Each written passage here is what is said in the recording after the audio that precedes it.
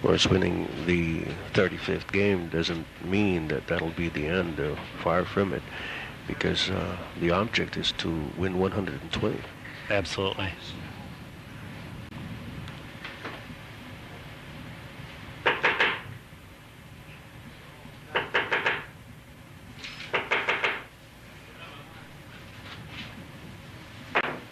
Again, you want to tell the televiewers what that was all about? Well, he's trying to get the balls to set where they're all touching each other, and while you can't get them all to touch each other, he does require that most of them are touching. And sometimes, especially for a referee that's a little bit inexperienced perhaps, or not used to playing under the demanding criteria that these top professional players need to perform at a high level, a little nerve sets in, and it's not that easy to move those balls around, especially as the table gets a little wear.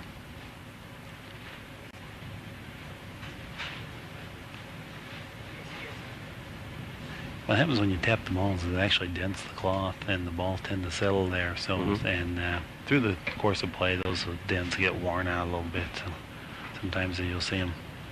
These are the first to go. Those spots. Yeah, yeah. It's created from friction. You slide your hand over it to make a bridge or something, and it kind of roughs the nap up a bit. And then when you set the balls up there, they tend to roll apart rather than together.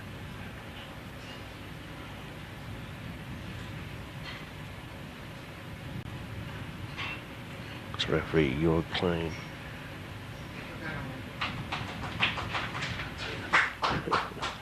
He gets around a plus.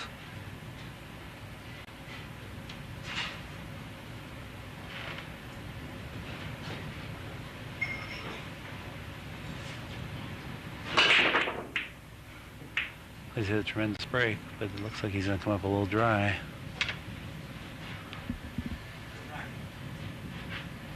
And he commenced referee claims a good rack. Well, the balls jumped quite well, so he knows that the reason he came up dry was not because the balls weren't racked properly, but because just bad luck set in. And you can see he moved the entire rack to the opposite end of the table, or middle of the table anyway. The score is now 23-21. In favor of Earl Strickland. Efren has come to the table having to face a push-out situation. This is a situation that only occurs right after the break. And that's where an opponent can take one foul and the incoming player has his option. He may receive the table as it is and play on, or he may pass the table back to the foul committing player.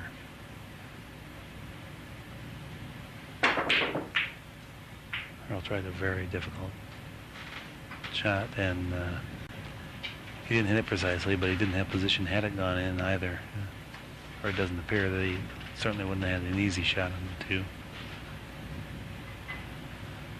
Efren's lining up where he wants the cue ball to go. Looks like he's hoping to have the cue ball go down and bump the two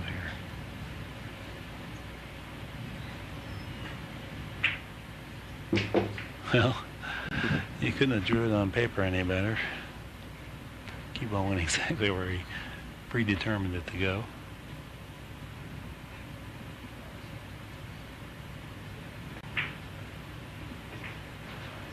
Okay, we got a little skid on the ball there, and if you notice the two ball barely dropped. What happens is sometimes through moisture or friction or a little piece of chalk, we get the ball, and you'll hit that and turn just a little bit.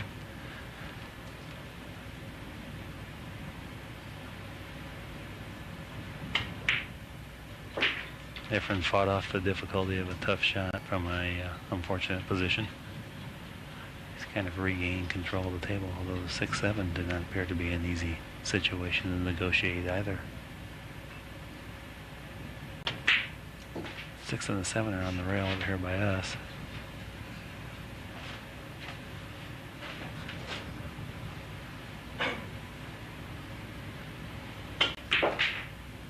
Loaded up the cue ball with inside spin to bring the cue ball in between the 6 and 7. And in between it did go. It's kind of an unfortunate situation. If it had it bumped either one of them, he was probably going to come out of that with a reward. Now it looks like he may be confronted with either a combination or a safety play. Chose the combination. And good control on the object ball, so that he has another good shot. That was factored into that shot.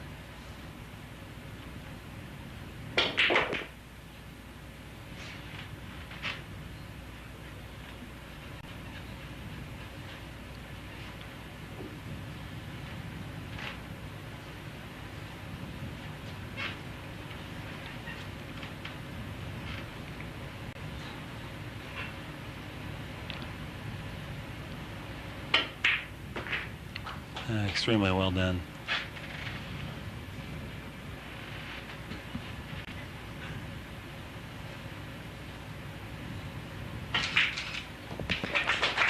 Efren Reyes wins that one. Scored as 23 for Strickland, 22 for Efren Reyes. We'll take a short break.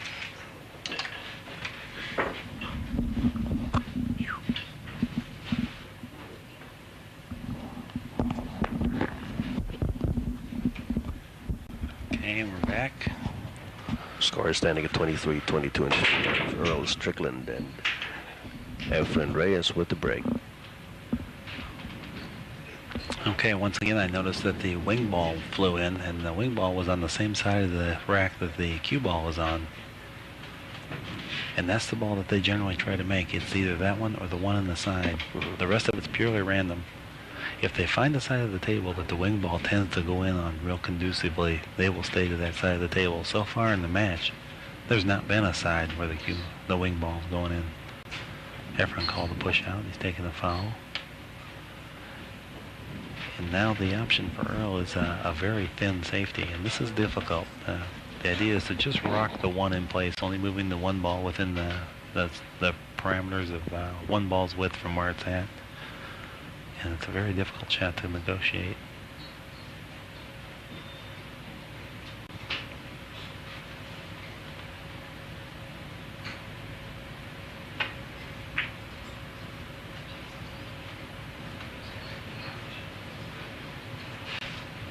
I had very good use of speed. He hit that a little bit heavier than he intended.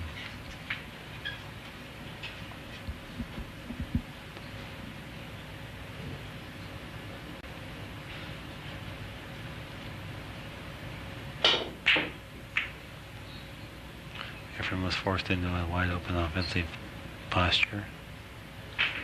He inadvertently made the 3 ball.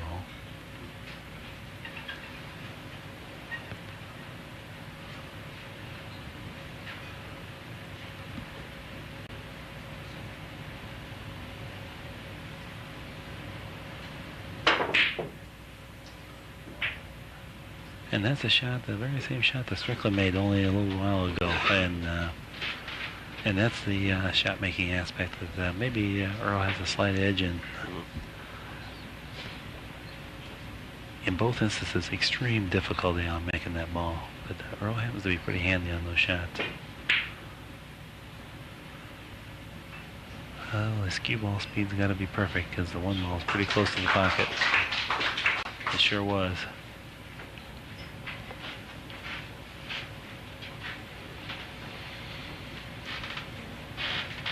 Now, Efren does a pretty good job on these type kick shots. I would not be terribly surprised to see a pretty good chance of Efren maybe going to the side cushion on the right-hand side of the table as you look at it and hitting the one ball full and bringing the one ball down on the same side of the table that it's resting on now to the opposite end and try to leave the cue ball on that end of the table. No, he chose to play offense. Tried to kick the ball in and accept it where the one ball ends up laying at. And that can turn out well as well.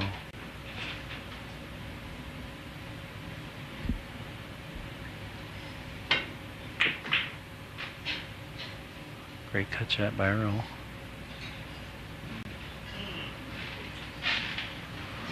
And he's been a little misfortunate.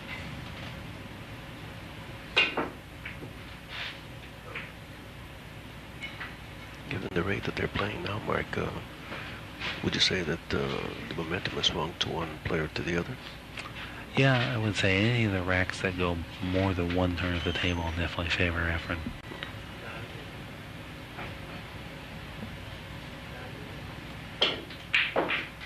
There's a nice shot. Didn't try to do too much for position because the shot was so demanding he couldn't risk trying to obtain ideal position.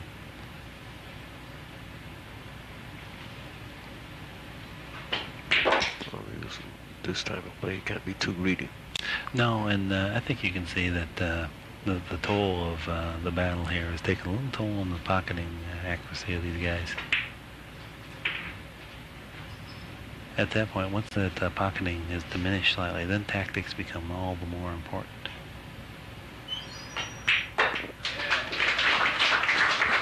And we're tied up again at 23 all. For that reason, I think that's why a lot of the onlookers kind of feel that Efren's a virtually invincible force. In the short run, the wide open offensive guy can get on a streak and just annihilate somebody. But over the long haul, the tactics comes in, and it makes it harder to maintain that high level of offense throughout. And sometimes when you play that high level of offense, you tend to rely a little bit on fortune too to cooperate with you in order to generate enough offense. In a protracted battle, Earl, Mark, would you say that one player has the advantage over the other in this situation? Well, that's what I'm saying. Most of the experts feel that Efren does possess an advantage in that situation. It's yet to be seen, but one thing's for sure, that Efren has never really lost in a protracted battle. So now we saw a scratch on the break. And well, the break continues to hound Efren Reyes in this match.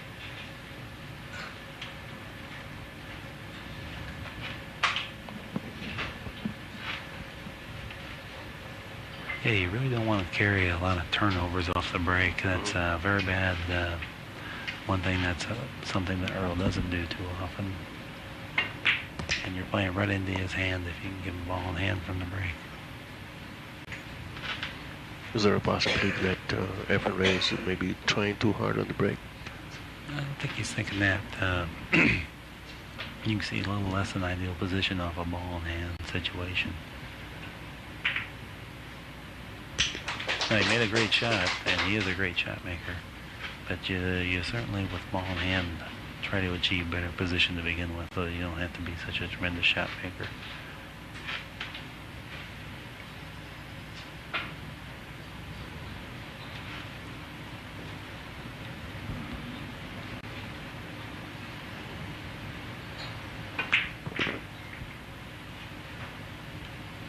Well, bumped to 6, but he didn't obtain much of a shot on the 4. Looks like he may have to play safe.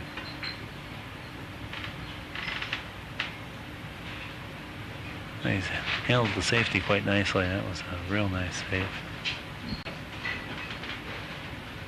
And even if he left Efren a shot, it's going to be difficult to negotiate the 6 ball to get across the table to the 5, which rests on the same rail the cue ball does now. Oh, what a shot. What a tremendous shot. Now, you had to use a lot of power on that so that the cue ball hopped off the rail to hit the high side of the 6, allowing the cue ball to come to this side of the table. Had he used a softer speed, he would have hit too much of the 6, and there was no way to possibly obtain position. Efren, he was a little lucky in that he didn't scratch, but he was a little unlucky in that he didn't obtain a direct route to the 5 ball. Appears that he's going to have to hook the cue ball or slightly massate it around the point on the pocket. He's eyeing that up as we speak. This is not taking any chances here. Well, this is a shot that he's particularly good at, and while I'm not guessing that he's going to make it, I will assure you that he's going to be close.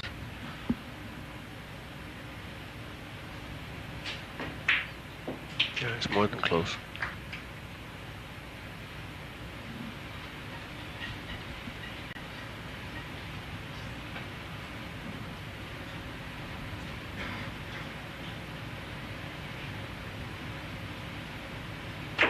That's a tremendous shot to get the Q-tip out of the way and hit the ball that hard. When you get to this level, Mark, is there any possibility that there are situations that come up that you've never seen before?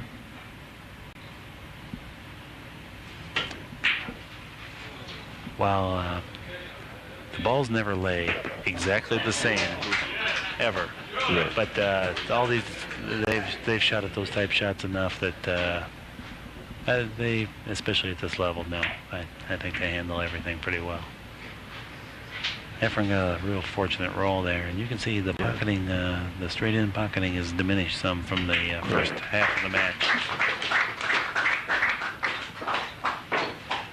And it's a byproduct of the mental strain and stress that eats up a lot of energy, and it requires so much focus and concentration to play well that you're going to see the pocketing go down. The games will slow down a bit and become a little more tactical.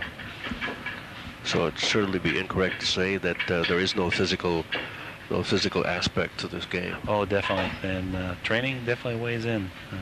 Efren's in good shape. I mean, he's very thin and svelte, so that doesn't take a toll.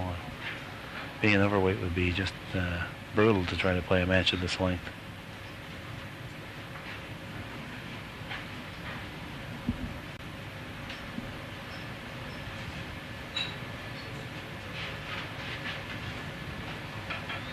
Okay, the ball he's trying to make is the right-handed red 3 ball.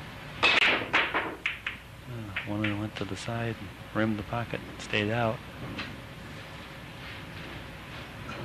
So Earl Strickland comes up.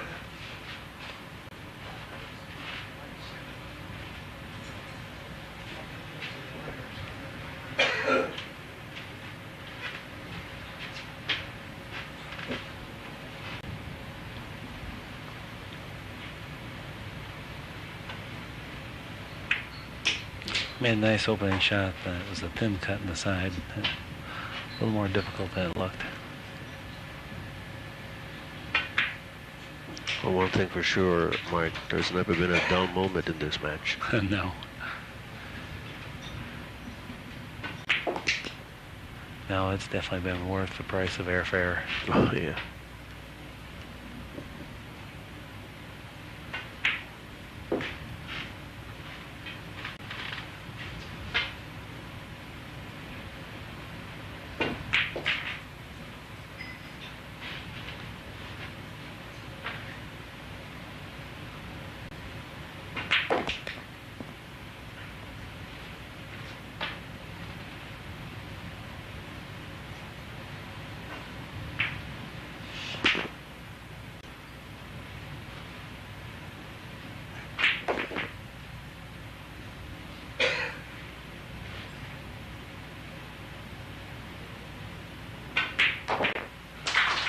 Game for Earl Strickland.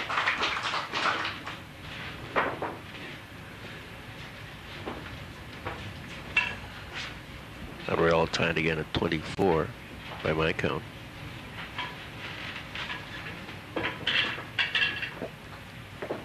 So it's down to a race to 11 for today's session, and that would be the maximum difference. Of course, things could turn out differently tomorrow, but at this juncture, it has been a neck-and-neck race between Earl Strickland and Efren Reyes, as evidenced by the score, which is tied at 24 at the moment. Okay, the wing ball went in for Earl as well as the 9 ball. And He certainly made short work of that. yeah, he's made the wing ball on that side of the table the 4 ball that time. A couple times from that side of the table, and now that the 9 ball went in, I predicted that he's going to break from there again.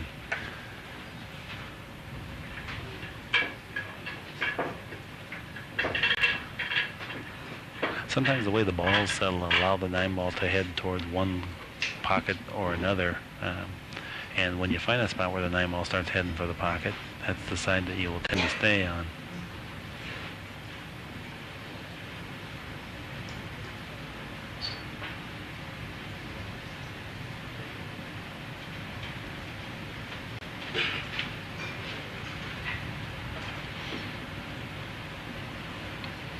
So Earl now has a 1-game lead.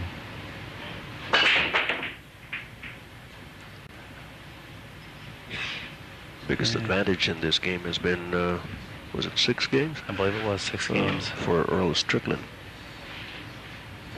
At the moment, he has a 1-game lead over Efren Reyes. After 50 games of play.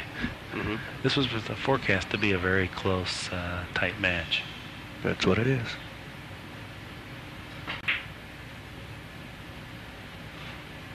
Here's a very nice shot, and this goes to show you the billiards expertise of Efren Reyes.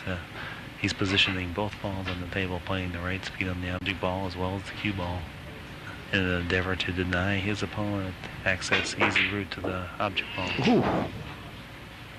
Earl made a pretty good kick, but he was a little misfortunate once again.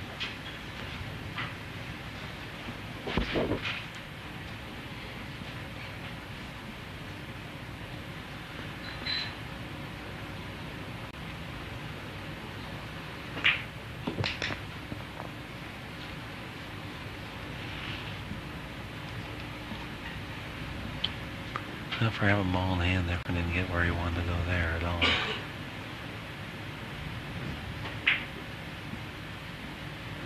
And he made a nice shot, and it was a good use of speed that allowed that ball to fall. He caught the rail just a little bit going in, but the soft speed allowed it to hug the rail.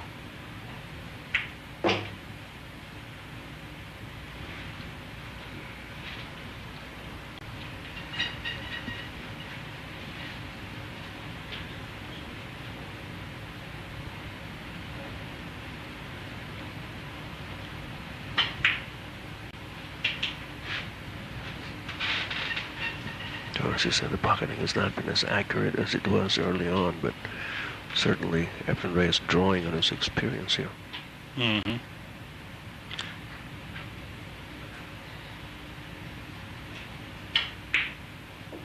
There was a nice kill shot. That's maximum spin, but minimum force, so the cue ball doesn't slide to the right too much on that little bit of angle that he had.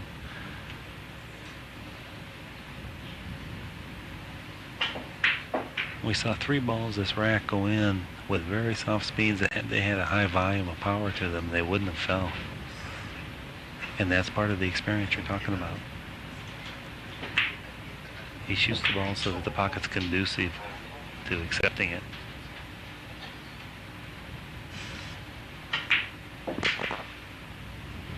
And he's taken a very difficult rack and made it look or appear fairly simple.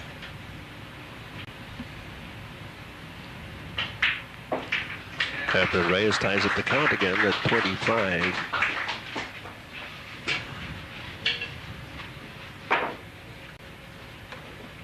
And we've played 50 games, as Mark Wilson pointed out. And none of the crowd here is making a move. They're going to stay on and see what's going to happen here at the end of the evening. This is only the first of 3 nights of spectacular pool. We're witness to it, seeing these 2 great players fight it out toe-to-toe. 9-ball competition, remember? $100,000 pot, winner take all in the color of money from Ridgeway's Bar and Restaurant here in Hong Kong.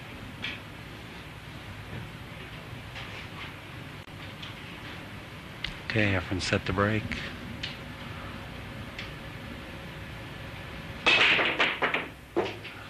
Lost the cue ball again, and he even made an effort to take extra care of the cue ball that time.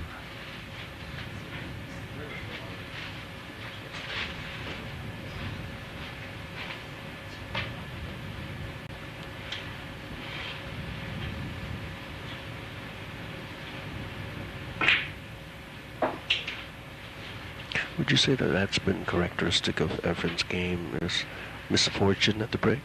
No, he had a couple times it was misfortune, but the last few times it hasn't been by virtue of the kiss. It's been slightly mishit. And I think he may be striving too hard to try to keep up with Strickland's break a little bit and maybe overpowering or overamping.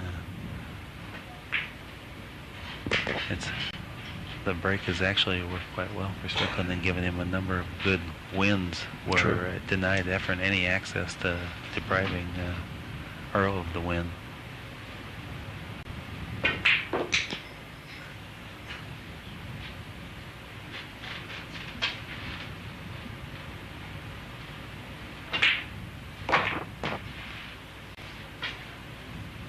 Looks like a little semblance of rhythm coming back to Earl's game.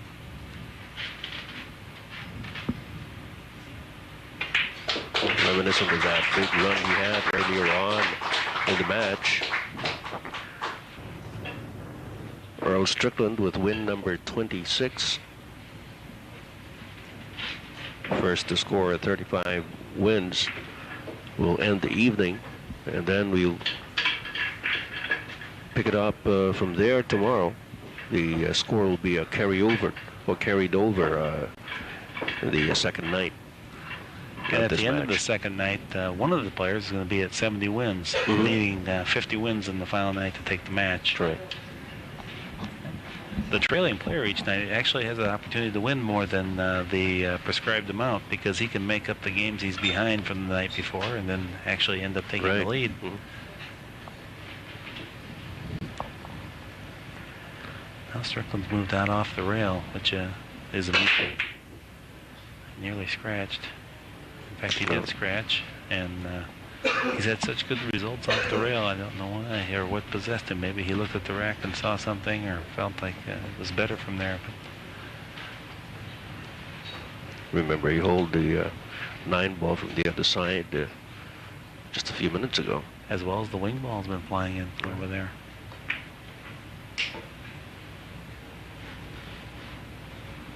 Efren made a nice opening shot.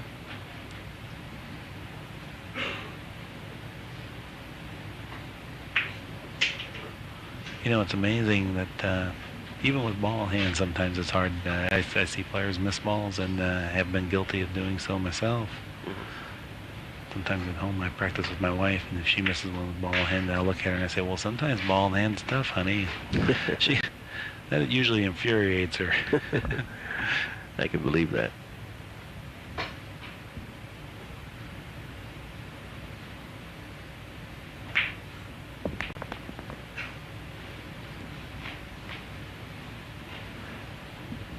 I always am totally amazed with the proficiency that Efren hits those balls. Just enough speed, just the right spin. The cue ball just gets to the right place.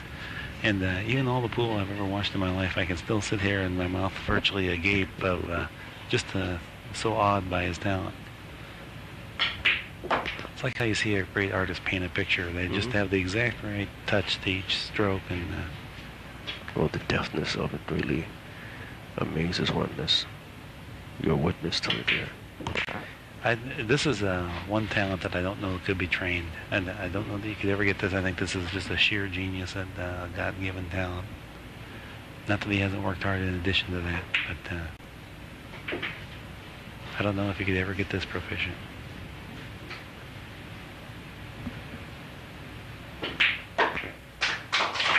We're tied again.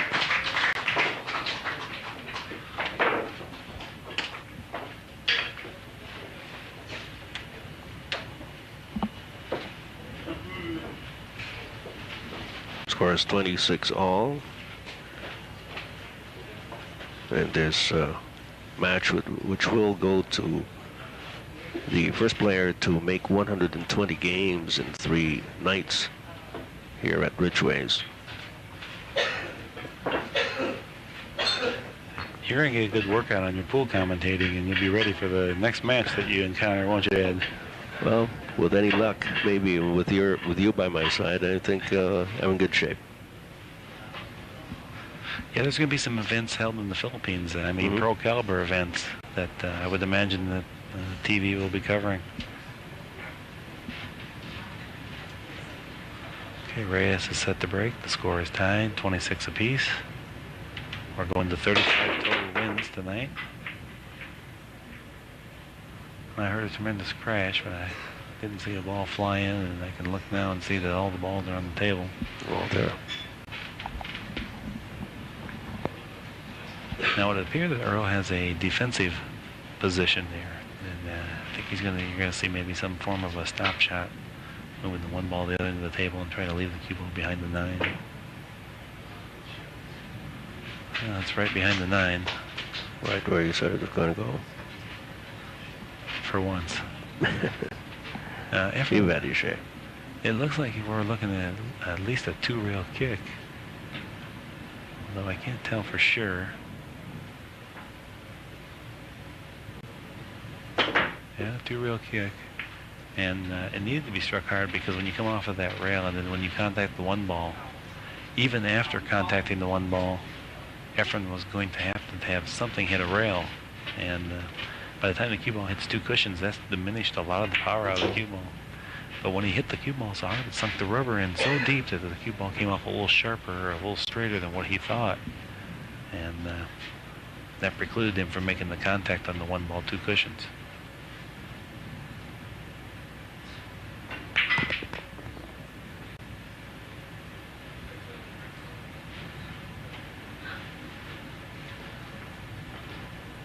Well, What's Earl faced with now, Mark? Well, he's a little off angle. He's all virtually straight into the middle of the end rail with the 3, so he's going to require a thin cut. And that magnifies the difficulty of being accurate, but then he also has to be proficient with his position. Just a little bit careless on the previous position shot.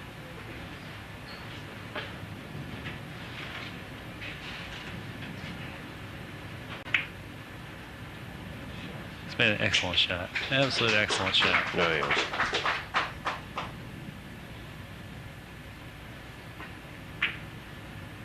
Once again, he displays his shot-making skills, and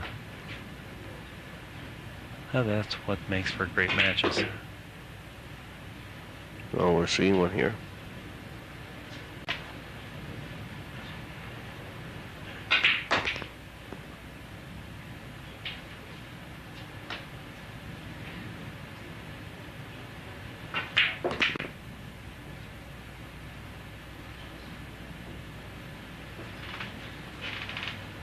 Score currently tied at 26 all.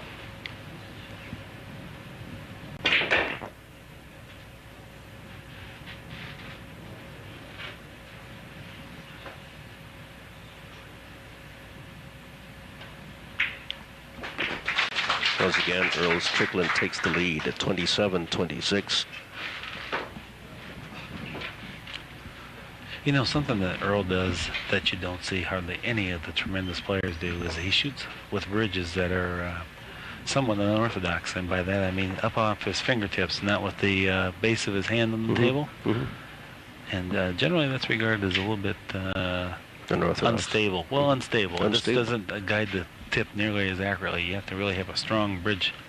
With these players, this quality of play, the tip is aimed at the cue ball in a very specific place, and that tip hits that cue ball within a 1/16 of an inch. That it has to be that accurate. When you have a fairly crude amateur player, sometimes their tip varies as much as a ½ inch or beyond, and naturally that hampers accuracy.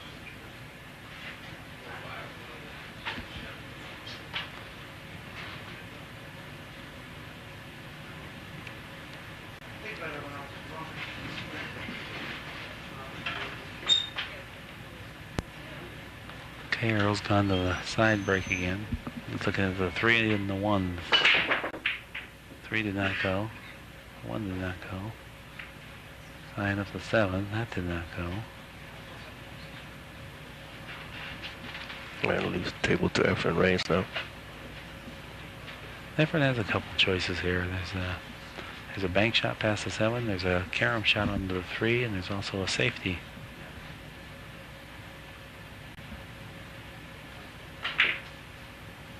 He played the carom shot.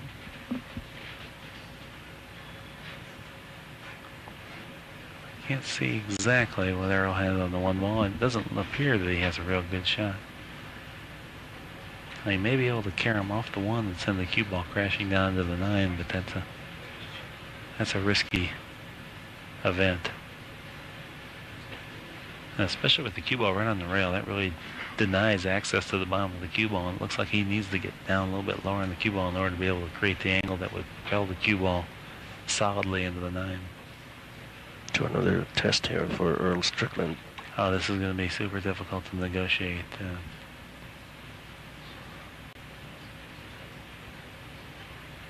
If he comes out of this good, it's a testimonial to his immense skills.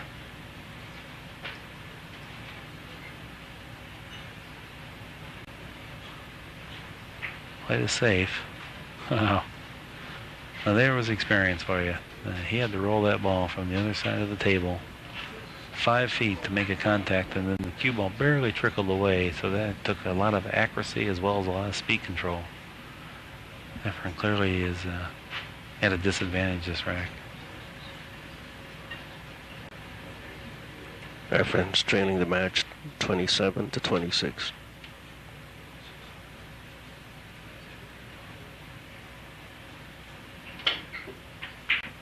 He made a tremendous hit on the 1 ball.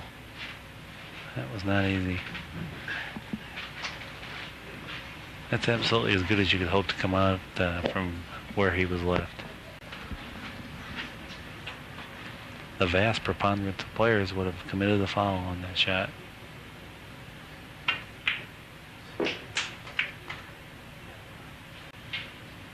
Earl made a very nice cut shot.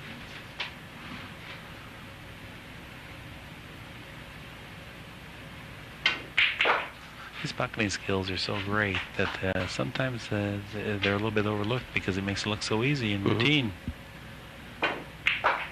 And we've even seen Efren struggle with some of the difficult long shots of almost the exact same shot.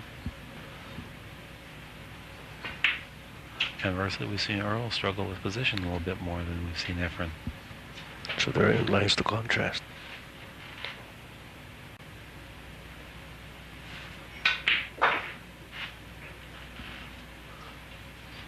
And those balls really hit center of the pocket when Earl sends them pocketward. You can hear him hit the pocket with authority.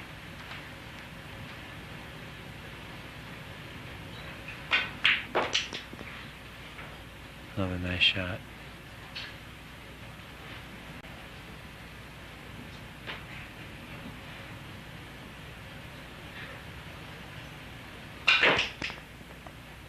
No, he's not going to like going this. Straight for the corner pocket. Well, I'm going to tell you, he was pretty unfortunate, and he hit the ball exactly like he wanted to come up short of the side pocket. But because the cloth is still slippery, there was not much grab. By that I mean the side spin on the cue ball did not grab at all, and it let it lengthen out off that rail. Rarely will you see a scratch on that shot in that corner pocket. So Efren Reyes, for once, gets Lady Luck smiling at him in that particular game, and he ties up the game again at 27 all. The rate we're going, Mark, looks like we're going to go for about 230 games. Yeah. I think it's going to be more than that. Yeah.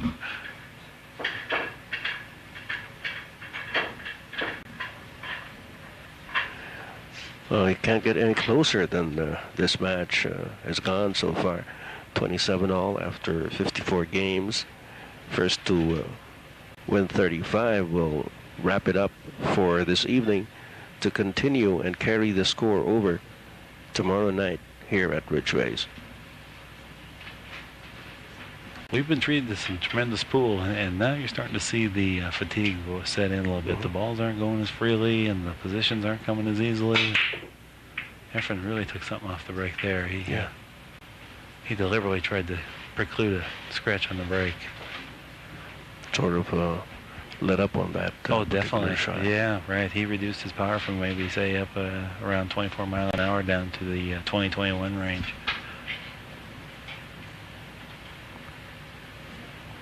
And I think he's a little disappointed with his break tonight. He's been a little unfortunate sometimes, but then overall, he just hasn't performed well in that category.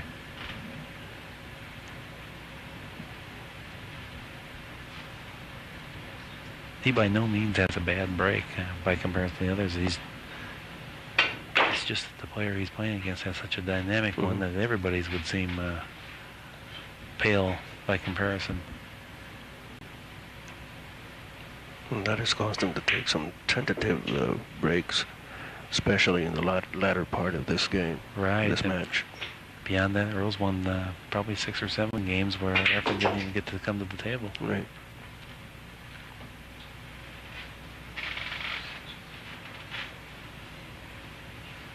Well, Earl's not happy with the outcome of that shot. Lines up the combination.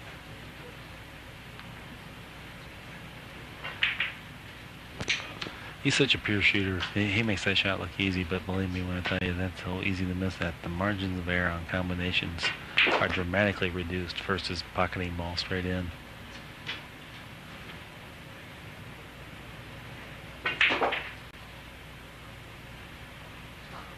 Yeah, he's truly a picture of confidence when he's out there playing. Again, he's making a big run here. And looking at him, seems as if he doesn't even ponder it, the shot, just going at it. Yeah, he definitely doesn't allow himself to talk himself out of a shot. He doesn't suffer from over-analysis of a situation. You know, that can really do you in. Absolutely. second guessing, because it ends up it puts static in your concentration, and in this game it's so difficult. Every shot you need 100% focus on what you're attempting to do. These guys make it look easy, but believe me when I tell you, it takes a toll physically on you to put that type of strain on your mindset to stay focused through shot after shot, day after day, game after game.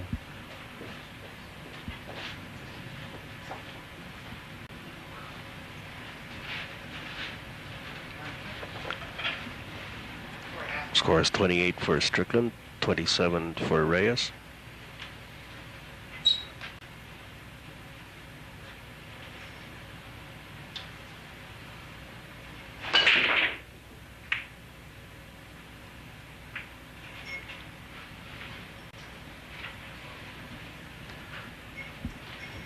Well, clearly, the separation in games is not going to make much of a difference at the end of the day. But I know that both these guys would dearly love to have the lead and then kind of have a little feel for the setup that we have here, and mentally prepare themselves tomorrow so that they can come out, have a little leeway, work with. Well, certainly in a 3-day match such as this, coming out on top at the first day would certainly be a good psychological advantage, Yeah, even if it's a small margin. Oh, absolutely. Yeah, if you can suffer through this and gain a little edge, because tomorrow both of these guys are going to play even at a little bit higher level. They're going to have a little better feel of the table under actual play conditions, where you have the pressure, the nerves, the stress.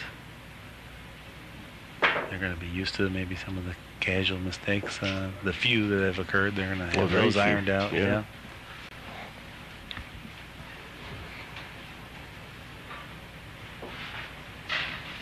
Once again, Efren made a safe that was so strong that just to get to the proper place on the rail, Earl had to curve the cue ball. And he hit it very well, but it's such a difficult shot that even though you hit it well, you might miss it by a fair margin.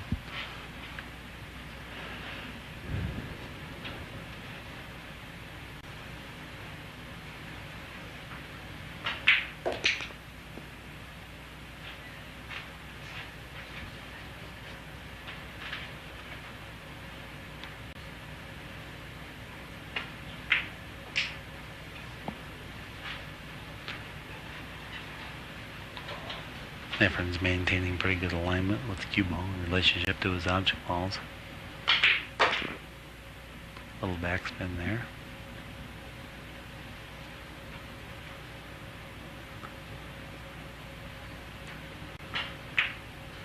Well, these guys are not letting up, are they? Oh no. No, this is all out combat.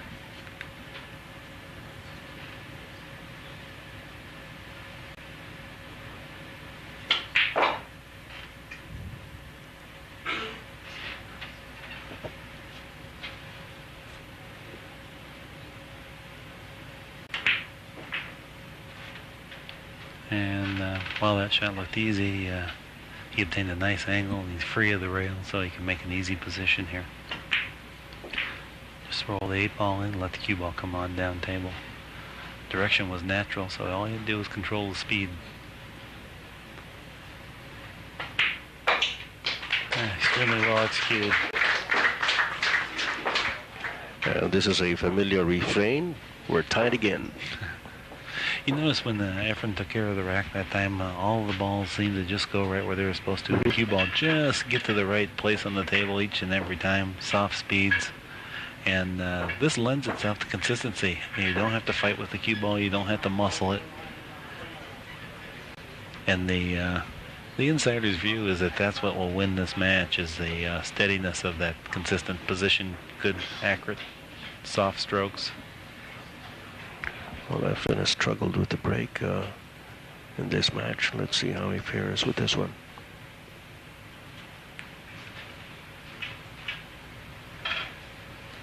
Well, I predict he's going to hit a little harder than he did his last break. He wasn't happy with the outcome of that soft break. And he went back to his power.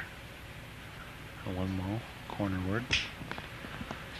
The 8-ball froze up on the cue ball, denying him any type of offensive shot. Pretty sure we're going to see a push out. Right now he's electing how he wants to play that push out. The 3 is very near the pocket. Looks like he's moved the 3 up by the 6, and he double kissed it. He certainly didn't mean to double kiss the cue ball. He was trying to hit the 3 full enough that it would end up by the 6, and then even leaving Earl an offensive shot, the 3 was going to be difficult to deal with. Now that he's made the double kiss, one, he's made the 2 ball quite a bit easier than he intended, and the 3 is very makeable.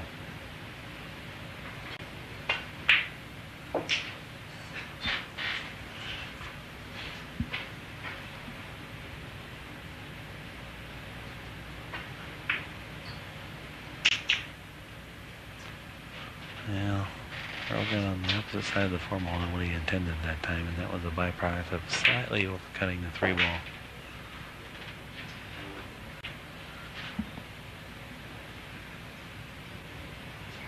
Not happy with the line of the cue ball on the 5. Looks like he's going to have to hit a little hard. Used follow. Extremely well executed. He made that shot look a lot easier than what it is. And time you use topspin, your confidence erodes a little bit because of pool. We only use topspin about a fourth of the time, so you're never as efficient nor confident with that stroke.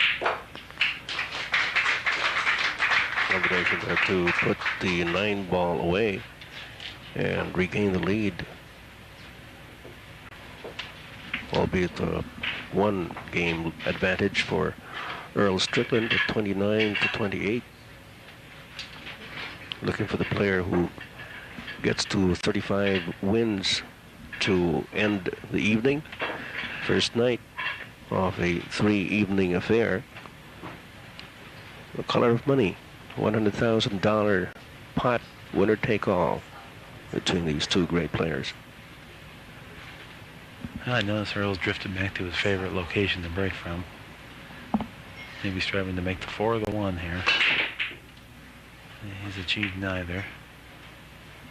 Good power and good distance on the rack. Look at that. All those balls down there at the end of the table. And as I told you before, it's a 1/3 failure rate on the break amongst the very best. Anything less than the very best is even a higher degree of failure rate. I would imagine. Well, the 1 ball staggered its way in there.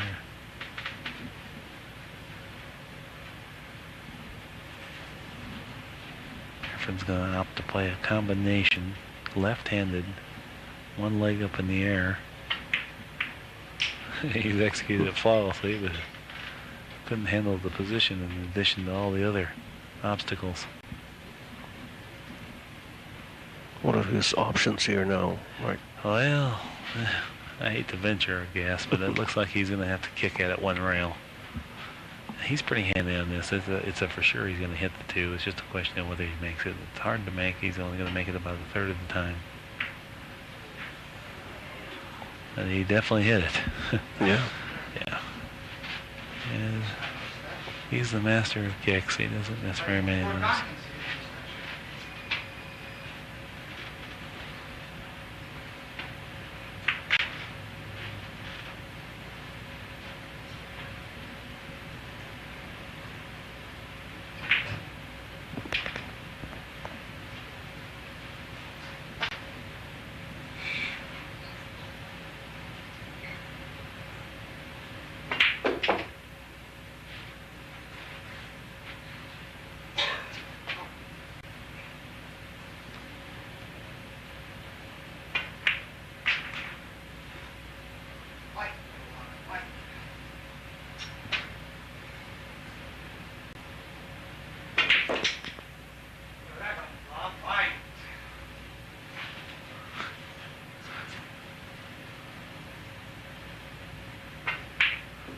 Giving a little commentary here, freeing us up to relax.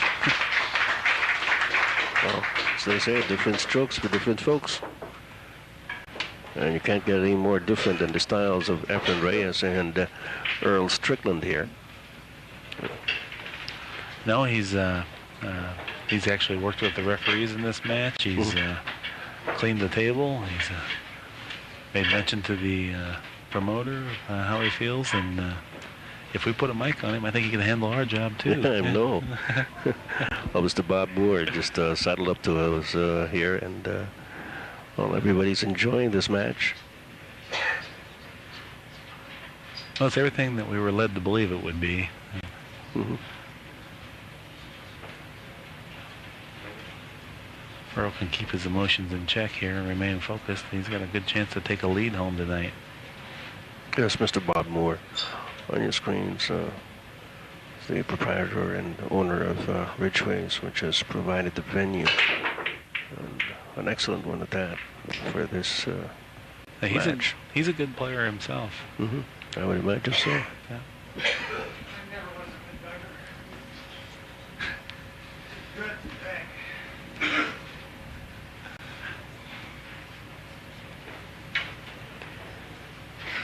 Strickland has a 2-game advantage at 30 games to 28.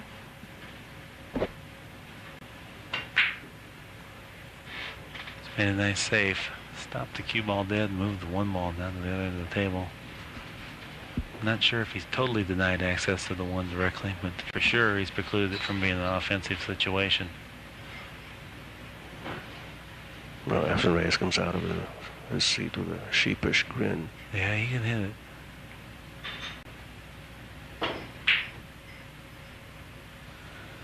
He had to play a save. The 3 ball is difficult, even though the 1 ball goes by the 4. You have to make a tremendous shot, and then I think you have to attempt to either get below the 3 to play it down table or possibly break them out. Oh boy, what a great shot that was.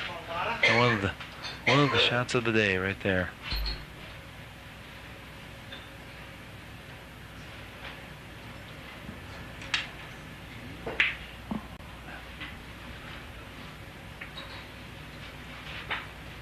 Earl made a tremendous safety that time.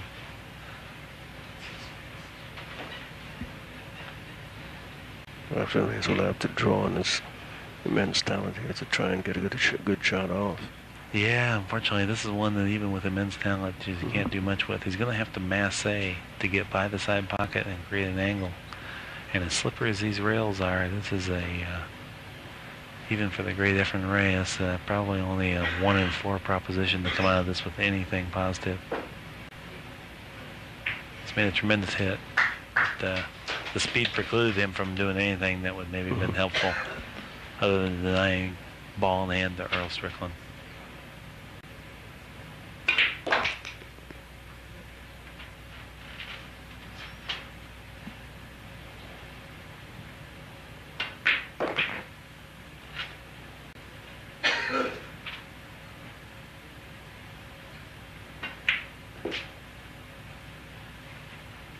Strickland looking to put this game away.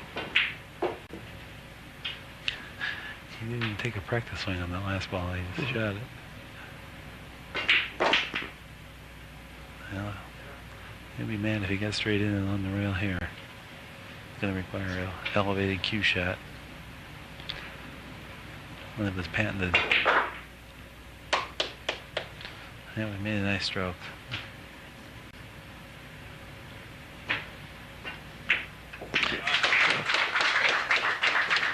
As you can see, the kid's a shot maker as opposed to the position play. That was the balls were laying out randomly, and Efren probably would have never ended up in that position on the 8 ball that Earl did. But Earl doesn't waste time thinking about position too much. He heads for the right direction and goes, and sometimes it gets away from him a little bit. He seems pretty confident about his setup and the way he makes his decisions, so he doesn't really need that much time. Huh? Right, and he's immensely confident. He embodies it, but sometimes a little bit overconfident too. I see him get a little careless sometimes. So the score now is 31 for Strickland and 28 for Efren Reyes. Strickland needs only to win 4 more games to end tonight's session, but we'll be back tomorrow to continue on. As we explained earlier, it's going to be a carryover system. Tomorrow we're going to play for the player to get to 70 wins in preparation for the final night Saturday. Okay, Earl's back at his favorite place.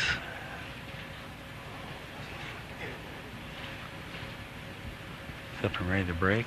Notice the tremendous follow through he gets on these breaks, Ed. You know, the reason for the tremendous follow through is this. When the cue ball leaves the tip, it's already decelerating because there's no more propelling factor there. So the long follow through allows the tip to remain in contact longer with the cue, and it gives you a little better power. Earl's really got his voice back. He's feeling good. He's feeling confident. He's making balls well again, and seems like he's back in his best rhythm. That's correct. This is the way he was playing when he established a 6-game advantage earlier on. Let's see if he's gotten his second win back. Well, this kid's a fighter, and I told you, if one thing that may determine this is the will to win, he definitely has that. The eye of the tiger, some call it.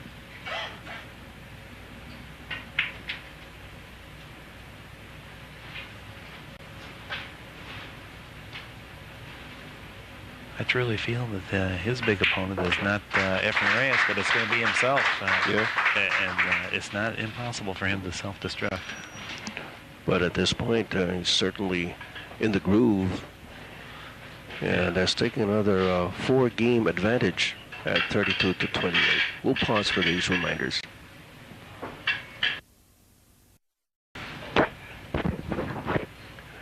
Score at 32-28 in favor of Earl Strickland.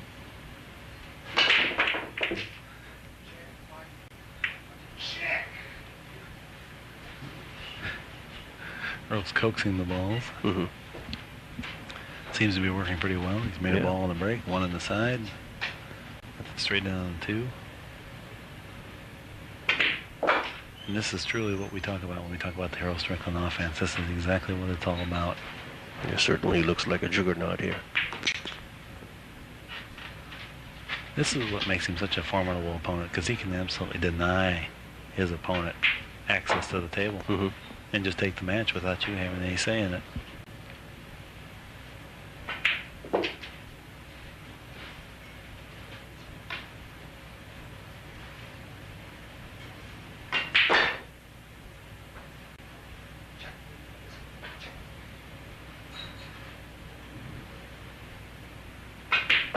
Well, he's just going right at it.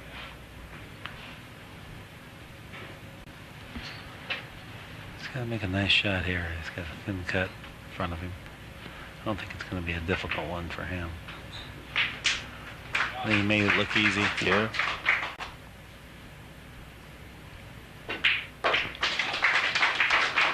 He's going for it. 2 games away from wrapping up tonight's session. Earl Strickland has a 33-28 advantage over Efren Reyes. And this 9-ball challenge called The Color of Money, $100,000 at stake, winner take all. This match will go on for 3 nights here at Ridgeways in Hong Kong. I'm Ed Pixon together with Mark Wilson bringing you the action. No, he's in a pretty good mood now. He's telling jokes to the crowd, and he's feeling good. When the break starts working for him like that, he's that's his whole game right there. He needs that to occur.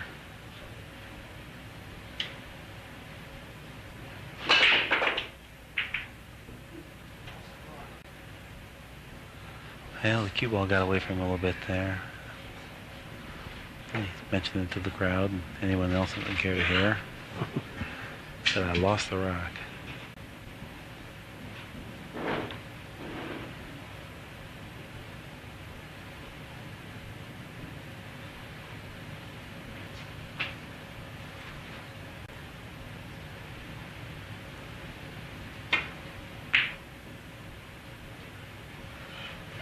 Yeah, he's made a terrific safety. He's made a terrific attempt at the safety. It looks like Efren may be able to hit this one ball anyway.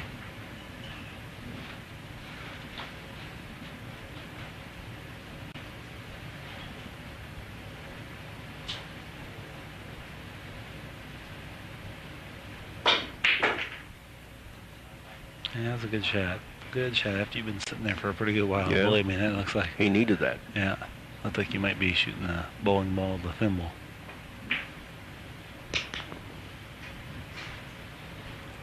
Good shot.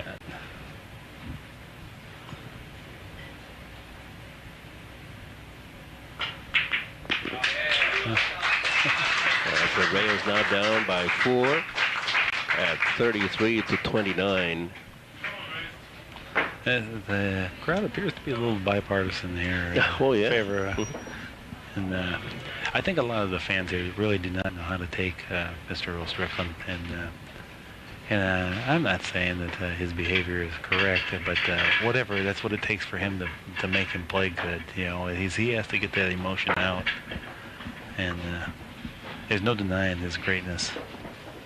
The guy can really play. And not only will I tell you, but he will too. Well, he's been knocking those balls in with a lot of authority, but that last game got away from him. Well, the shots he tried to play it safe, and it was a very difficult safe, and he hit it awfully well, and it came up just a fraction off. I mean, you know, you talk about a lot of games being games of inches. This is a game of millimeters. Right.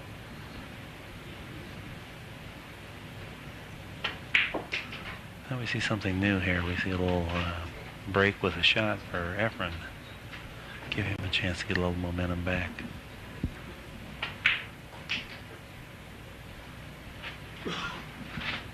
And this will be very routine for him.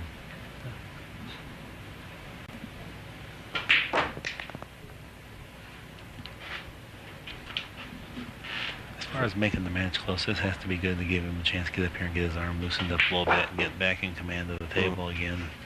Feel like you're playing here rather than just watching. For a moment there, we thought Earl Strickland was up to end the night with just 2 games left for him, but seems like Efren Reyes has other ideas. Yeah, he gets to have a little say in that.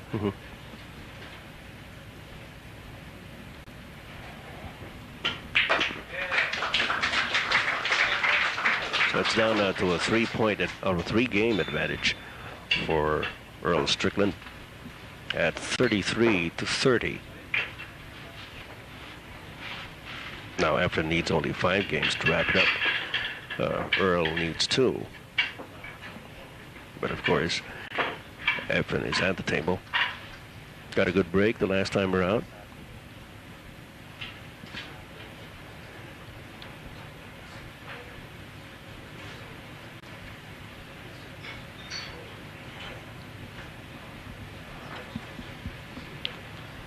Referee meticulously inspects the rack. And now Efren prepares to break. We're ready for game 64. He got a little top spin on the cue ball, 2nd consecutive time. And generally that hurts you, but both times he's come up with some type of a shot. We've got 2 of the balls in the opposite corner pockets.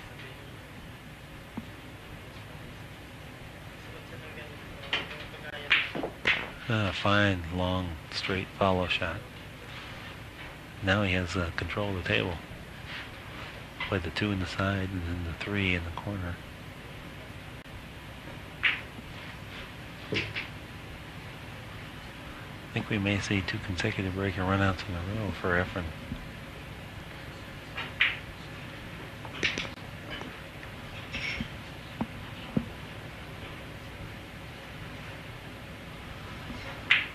This is the difference right here. This transition, sometimes Earl's cue ball gets a little bit away from him. He gets too straight in, and he has to force the ball around with good shots.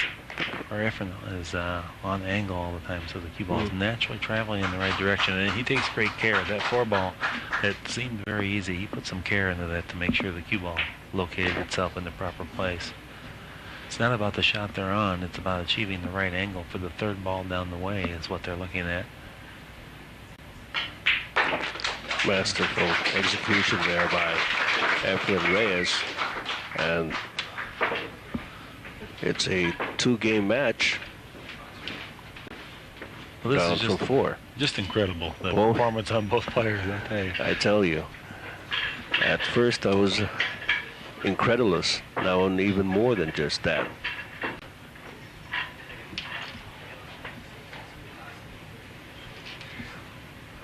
A lot of the people here are up on their feet trying to catch every bit of the action. I see quite a few smiles on the spectator's face too, totally amused by the high level of play. You see Earl Strickland inspecting the scoreboard there.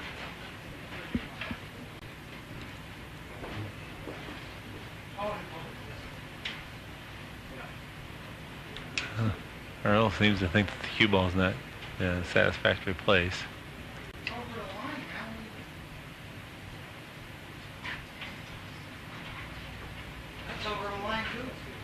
Who says it's over the line?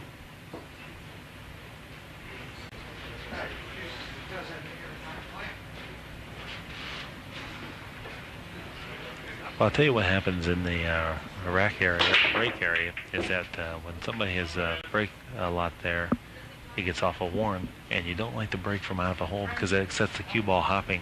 And when the cue ball's bouncing, then it's much easier to get off the table or into a pocket. It's much harder to control. Plus, it diminishes the amount of power that you get into the rack when there's a bounce to the cue ball because you're actually driving the one ball downwards rather than on a real linear path.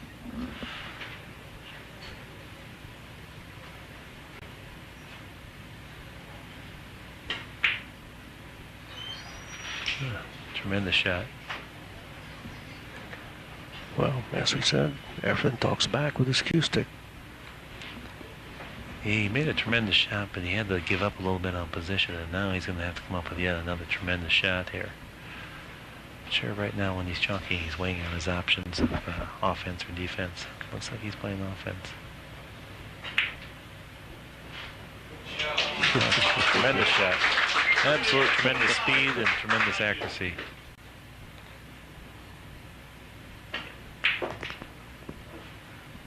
This looks a little reminiscent of the old Efren. Oh, yes.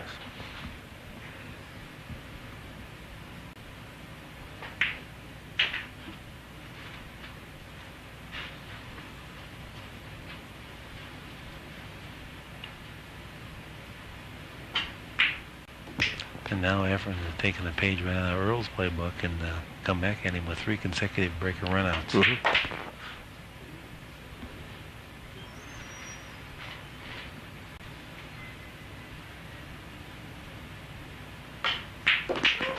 Fantastic pool. Oh, yes. And you can hear the crowd here applaud in appreciation for what Efren Reyes just did. Just a 1-game advantage here for Earl Strickland. The score stands at 33-32. First player to get to 35 wins will end the session for this evening. The format is we'll carry over the score tonight to tomorrow evening to end on Saturday. You know, I think this is what's so intriguing about professional pool. 3 innings ago, Earl had a nice 4 or 5 game lead, was coasting and chatting with the audience, and now with virtually no turn at the table, good turn, the score's back within 1 game again.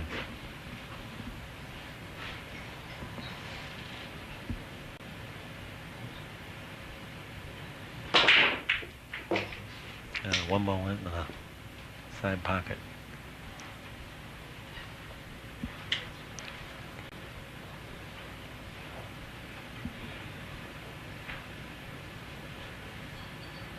It's a very difficult shot, but when you've been at the table for a while and are loosened up, that really aids you in making that ball. If you have to get out of your chair cold and shoot that one, the make ratio is not near as high.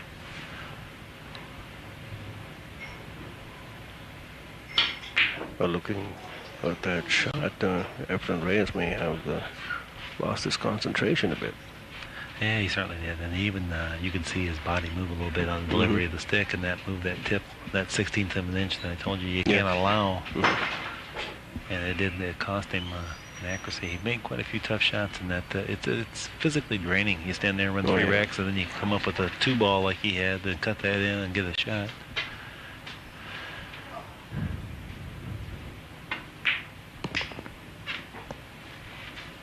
So Strickland gets a nice layout to work with.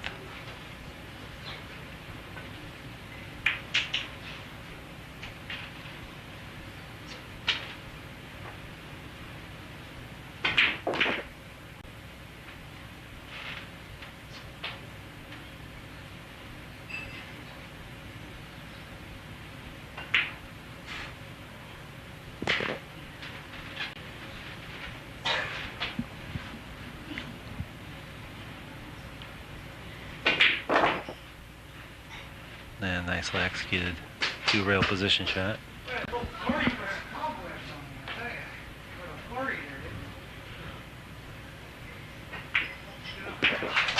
Okay, one game away from ending up tonight's session, 34-32 in favor of Earl Strickland. Earl commented to the crowd that the little flurry of racks that Efren put on, they put some cobwebs on his stick. Well, those cobwebs certainly didn't make too much of a difference in the way he made it that run.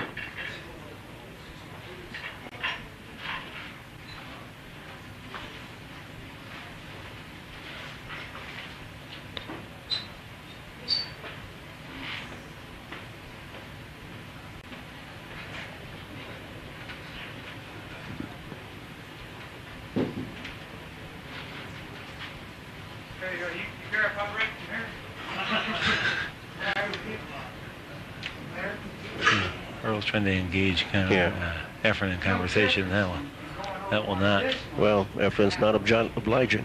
No. He won't be drawn into that game.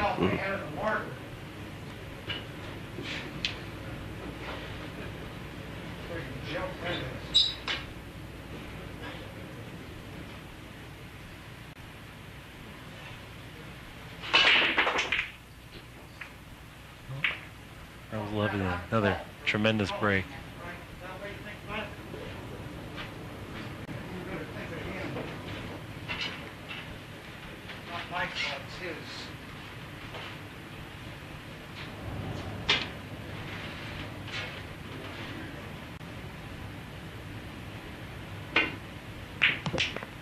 That's a tremendous shot. And the reward. Absolute reward.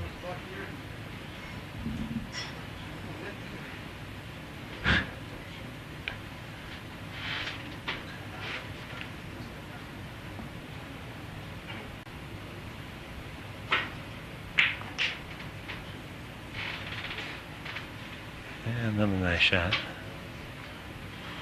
He's got everything freed up here. It's just a matter of holding your composure. Well, he hits point. They're certainly going at it now.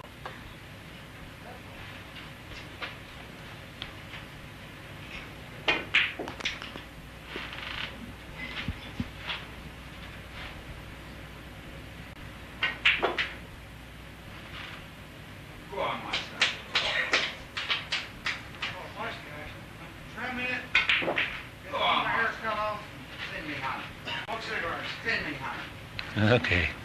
Earl giving a little soliloquy here on the end of this rack. What a tremendous day's play. Oh, yes. Earl Strickland winning the first night of this three-evening affair called The Color of Money, a 9-ball challenge. So they head back for the pool table again tomorrow, with the score standing at 35 for Earl Strickland and 32 for Efren Reyes. And tomorrow, of course, we're going to carry over this score, and another 35 wins will end tomorrow's session, and we go for 120 on Saturday. This has been Ed Pixon with Mark Wilson over here at Ridgeway's Bar and Restaurant in Hong Kong. We'll be back tomorrow. Thank you. Thank you. Good evening, ladies and gentlemen, and welcome back to the Ridgeway's Bar and Restaurant here in Hong Kong. I'm Ed Pixon for Vintage Sports, and with me is Mark Wilson for the second night of the $100,000 showdown between two of the greatest pool players that the world has ever seen. And these are Earl Strickland of the United States of America and Efren Reyes of the Philippines. And Mark, last night, certainly these two players did not disappoint us. Oh, no, they didn't. And I noticed tonight that Efren has reappeared with a little eye of the tiger. I'm sure he's here to reestablish himself as a foe. Yes, Earl Strickland won the initial showdown last night to the tune of 35-32. Now that score will be carried over this evening, and then tomorrow will be the final day wherein the leader will go for 50 more games to wrap it all up. Yeah, the leader has to obtain 120 rack wins. So we're looking at a good long format, and this gives both players a real fair chance to establish themselves. Well, we saw for ourselves real pool savvy and a lot of intensity as far as these two players are concerned, and we expect more of the same this evening. So stay with us. We'll have the $100,000 challenge, World 9-ball challenge for you when we come back.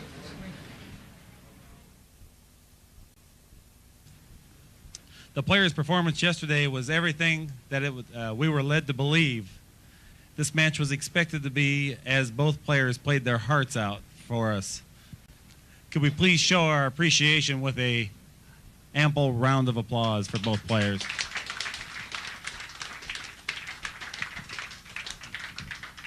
Okay, thank you. As most of you know, the score stands at 35 games for Mr. Strickland, 32 games for Mr. Reyes. Tonight's match will conclude when one of these two greats reaches a total of 70 games won. The match will conclude tomorrow night when someone reaches a total game count of 120 wins and will be rewarded with $100,000 US. But more importantly, he will walk away with the title of the greatest player on earth. Due to the fact that we have close quarters here, please give both of these deserving champions total respect with regards to the physical movement in the room during play, mobile phones, and appreciative applause for good shots and games. And now the players. Any place in the world that you go to play pool, you only have to mention the name Efren and Earl, and the people there know who you're talking about. Please welcome from Angeles City, Philippines, Mr. Efren Reyes.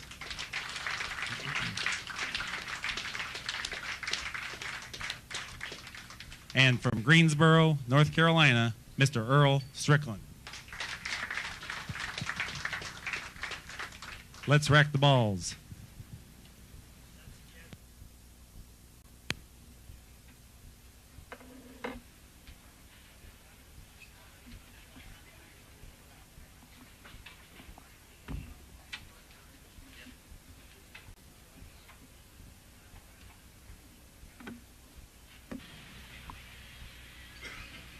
Well, here we go. Resumption of the $100,000 challenge winner-take-all in 9-ball. As we mentioned at the opening of this particular segment, Earl Strickland leads the match 35 games to 32. And tonight we'll wrap it up as soon as one of the players reaches 70 games won. Another good break by Earl here, Mark. Yeah, he's opened the rack nicely, and he just now looked at the 5 to make sure that it would pass by the 6, and it appeared that he was happy with the way it was laying. So, a real good chance for him to score the draw first blood here. Well, we can see that Earl Strickland has come out of the gates on fire, as it were.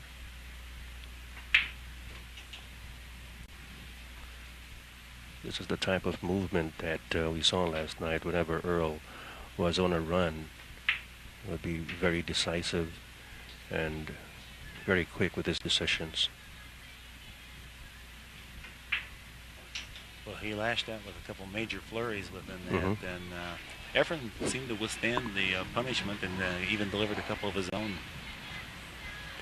Well, it was as close as it could get. The first match yesterday. Ooh. What happened there? Well, not an easy shot, and it was deceptive because he had to cut it thin and make the speed proper to get the angle on the 9.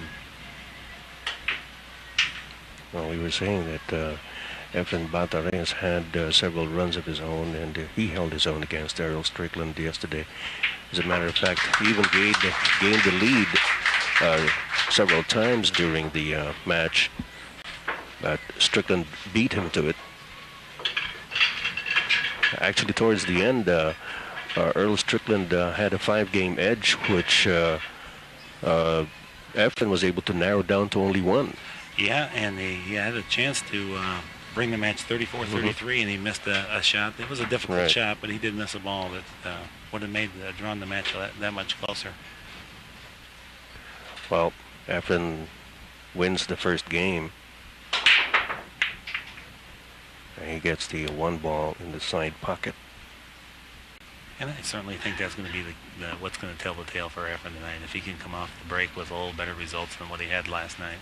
Well, certainly a lot to be desired as far as that department was concerned last night for Efren Reyes. Well, to make matters worse with that department, it's something that's a little bit out of your own control as well. Now, he's chosen a roll out here. That's where he takes a foul. And the incoming player has a choice, an option, to either accept the shot and play from there or give it back. Earl's going to play the kick shot. Yeah, tremendous shot. Remarkable shot by Earl Strickland. As he said, it's one of his fortes.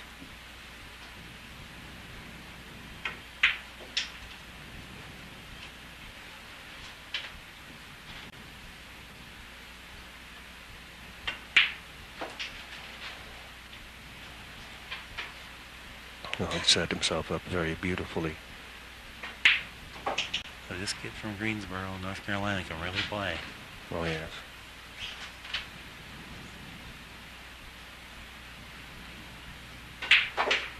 Well, the crowd here at Ridgeways has certainly given these two gentlemen a lot of respect, especially after what we saw last night. Nicely executed. And we're blessed with a very knowledgeable crowd here, yeah, too. I think you can kind of look around and see people from all walks of life and a lot of the upper class. Well, this is a by invitation only affair, and well, Mr. Bob Moore, the proprietor of Ridgeway's Bar and Restaurant, has certainly seen to it that the people who come here know and appreciate the sport.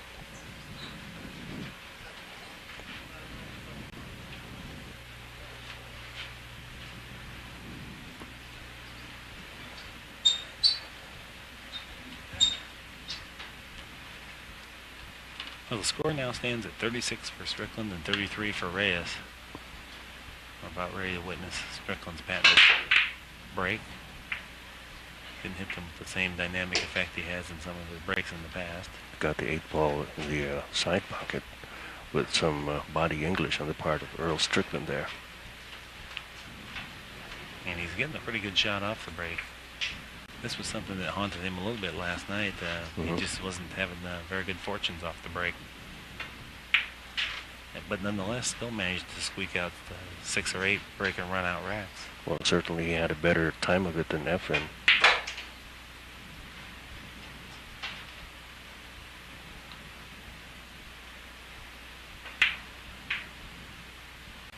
Well, right away he's found his good pace, and that does not bode well for Mr. Reyes.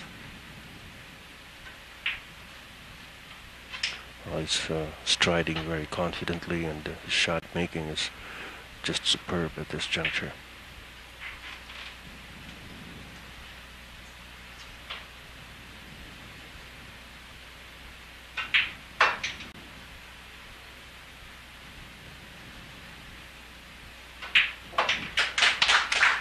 And now Earl Strickland posts a 4-game advantage at 37 to 33. But we've seen, from what we saw last night, we know that Efren Reyes does not get worried about such a lead, because he can always come up with some of his own flurries and just make it a lot more exciting. Well, that's right. And a few games between these two players is virtually no safe lead at all. So Efren knows at any one moment he could actually lash out and tie the match or even take the lead without Earl even having benefit of another turn at the table.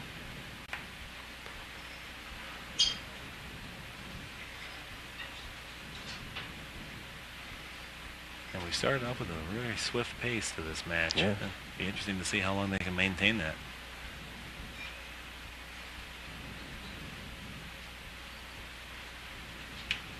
But there was some discussion last night about how Efren plays to the cue ball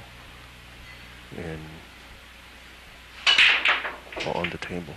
Well, upon further inspection, the wear area where a player would set the cue ball has become pitted, and the cue ball will not settle under the legal definition of where you must break from. It rolls down into.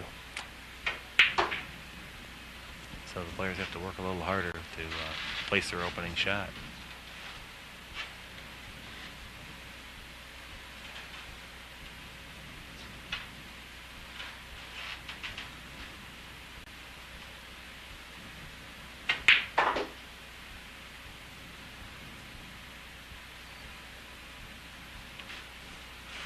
And I believe Earl's got a pretty good shot at Karam, the 9-ball in for a game-winning shot. That's what he's looking at. Yep. It is now a 5-game lead by Earl Strickland over Efren Reyes at 38-33. Break, I bet that break.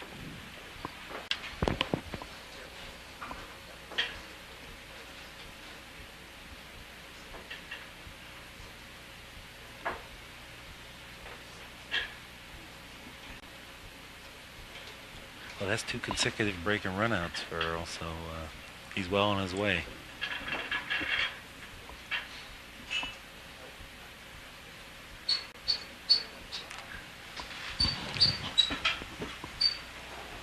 Earl Strickland leads at 38 games to 33. Efren Reyes has only been able to get to the table once in tonight's session. And certainly at this pace, our night's work will be done quite early. Certainly looks that way. What a dynamic break. Just as he wanted it. That was his good break.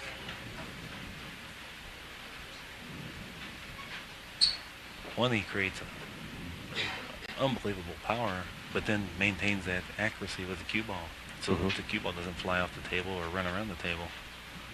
And this only comes with hours and hours of practice on a daily basis. You cannot maintain that high degree of timing that's required to do that with anything less.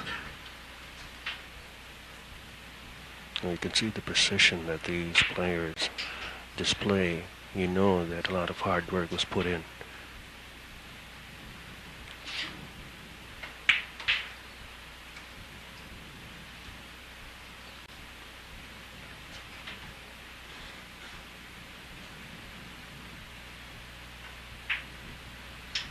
Nice speed on that.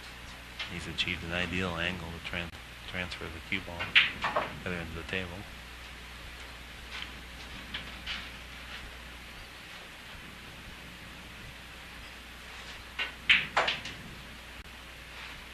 And while you cannot take shots for granted, it's looking like an imminent third break and run out in a row for Mr. Strickland. He's starting out like a house on fire, as we always say. It's come out real smoky here on the second night of the World 9-Ball Challenge here at the Ridgeway's Bar and Restaurant in Hong Kong. He now leads by 6 games over Efren Reyes at 39-33. The only time that Efren was able to come up to the table was when Strickland missed a shot, and Efren only had to hold out 2 more balls. And well, they call Earl the $1 million man, and the reason is that they had an insurance policy at the tournament that dared anyone to run from the break 10 consecutive games. Well, Earl accomplished that, and that's how he became the $1 million man. And I think he's kind of showing you how he was able to do it.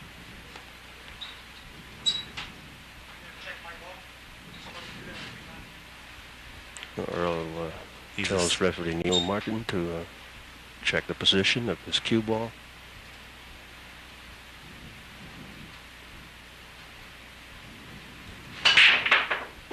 Well, another thunderous break, and that 9-ball's heading for the corner pocket time and again. If you notice, it's ending in the same place.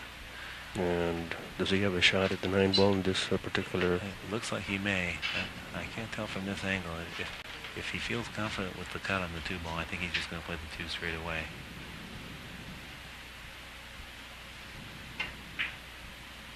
Okay. Yeah, rather than risk a shot that would be a carom, he chose a little bit safer route, and I know he felt like if he could get a pretty good shot off the 2-ball, that he would go ahead and continue to finish up the game.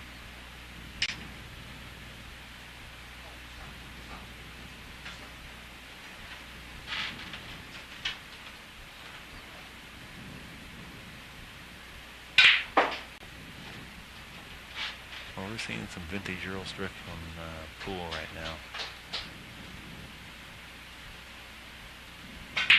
Tremendous draw stroke to obtain position on the 6.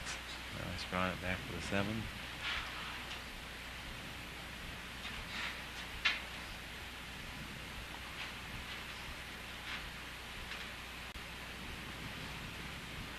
He's a little concerned with the side pocket coming into play here. If you elevate and use backspin, it makes the pocketing of the 7-ball more difficult. And if you choose to not, then you have to run the risk of possibly scratching in the side. So he's elevated and made it look awful easy.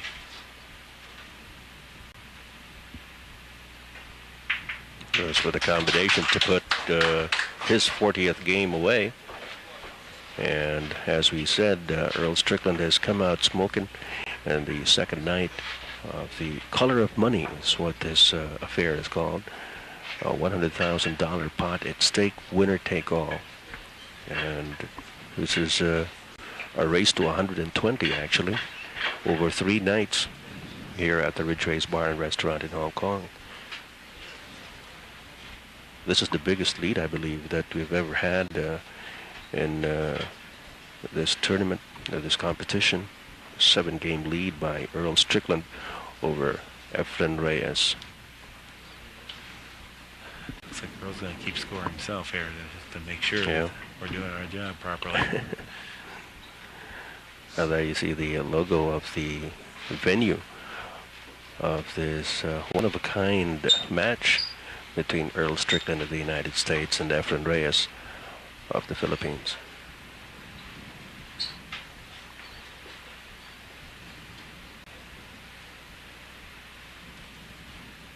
Strickland's on a 4 consecutive break and run out, and he'd won one game previous to that to get to that point. And he hammered the break once again, but he wasn't the beneficiary of a ball dropping. Well, he almost got the 1 ball in the corner pocket, but just didn't roll a couple of centimeters more.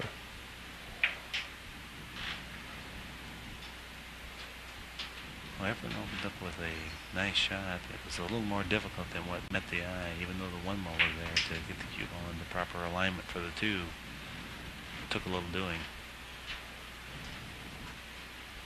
As he said last night at Finesse, that Efren shows on the pool table is just unbelievable. What a nice position shot that was. Perfect execution in the 3-rail position. To this point in the match, I don't believe Efren's missed a shot. He won the first game of the evening, made a ball on the break, and was forced to push out.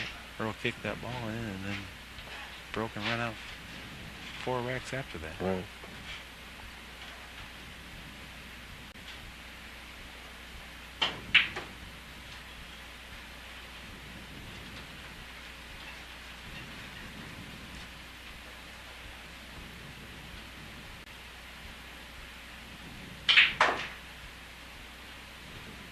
Nice speed.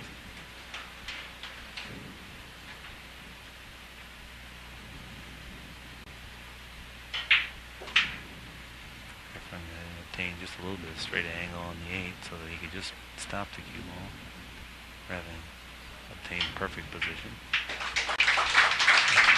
Well, he wins his second game of the evening, cuts the lead of Earl Strickland to 6 at 40-34.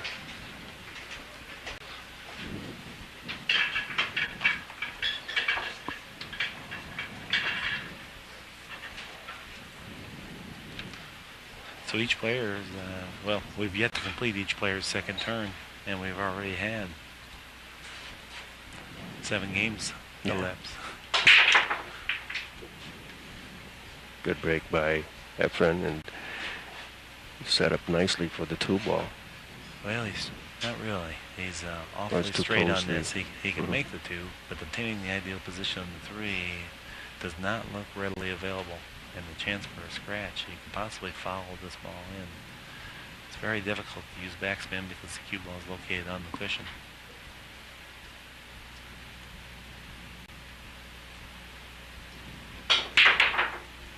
Yeah, he hit it pretty good, but pocket just wouldn't hold it.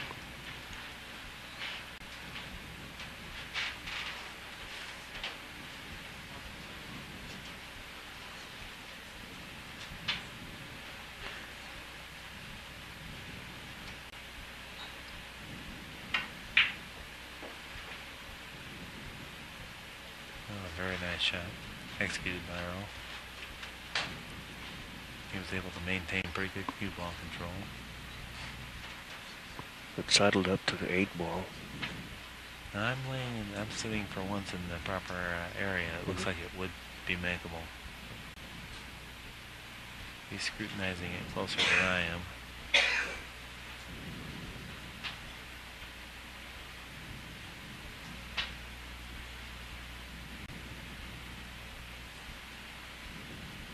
He's going rail first, so apparently it wasn't makeable. What a spectacular rail first shot that was.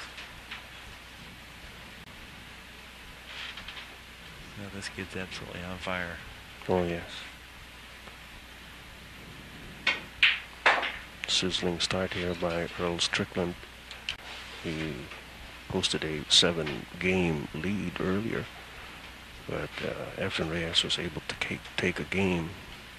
So that's down to 6 now, 40-34.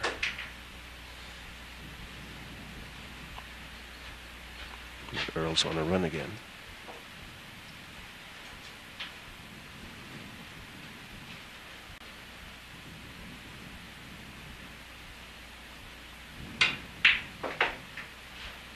And that was one of those elevated cue shots that I had made mention of earlier that are his absolute specialty.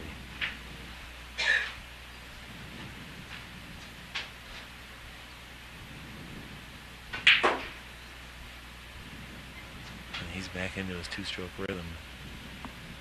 It's lights out for these balls. No problem there. Back to a 7-game advantage for Earl Strickland at 41-34.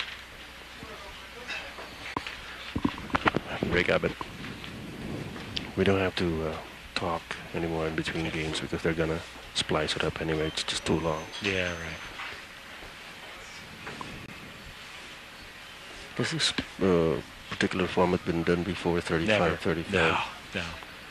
It was only for this one event, just so that we could get a real long enough test that both players could get a chance to get acclimated to the table, comfortable.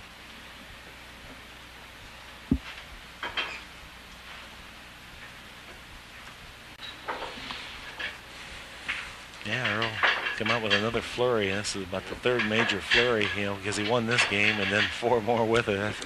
That's pretty devastating. In Efren's behalf, the 2-ball that he had to shoot at last game was just murder to have to make that shot.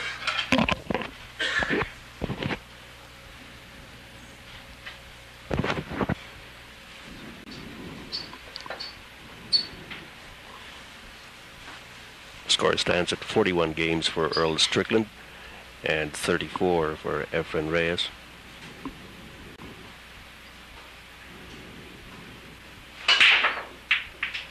This is the second of a 3-night affair in the color of money. That's what it's called, a $100,000 challenge, winner take all, between 2 of the greatest players that the pool world has ever seen.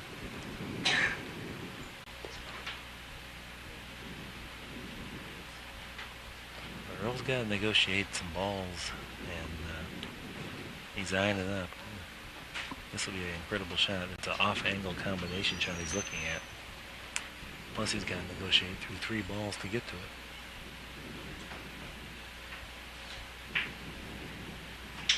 Well, he was able to avoid the combination. I didn't see that shot as even available. It was a tremendous shot.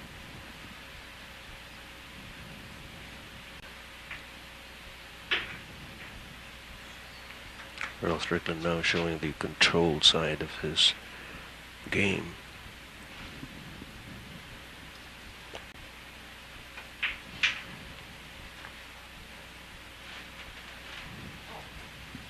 And he's worried about the cue ball being impeded by the 8th ball.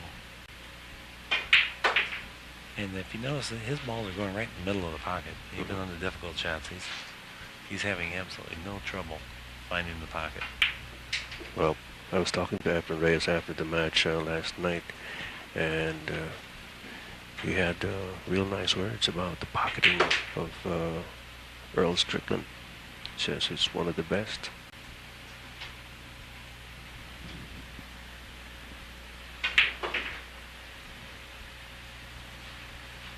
Yeah, he has an uncanny accuracy, and no matter how much you practice, I'm not sure that could be learned.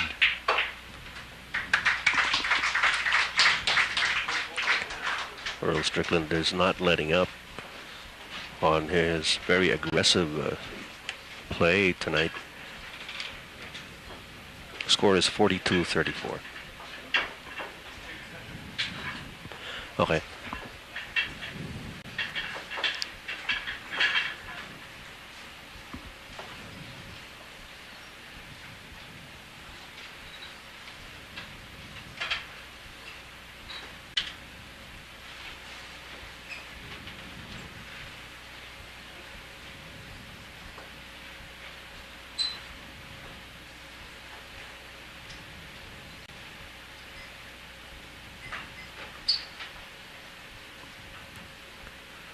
Score stands at 42 for Strickland, 34 for Efren Reyes.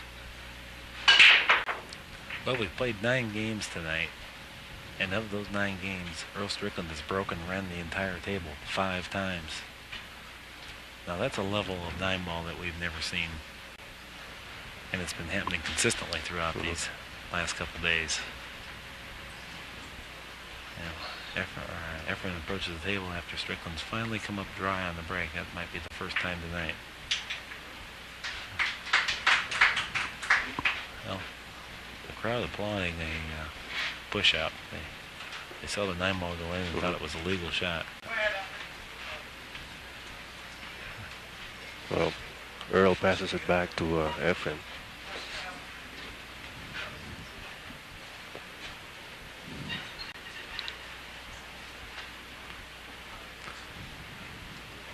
This is not a very palatable situation to have to approach the table with.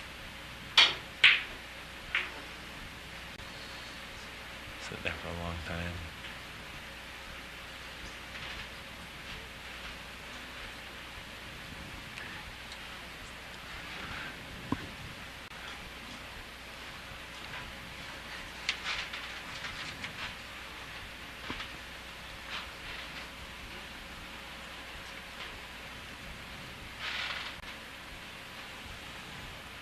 Earl's got a shot at the 1, but this requires a little negotiating to get the proper position. Yeah, made it look effortless.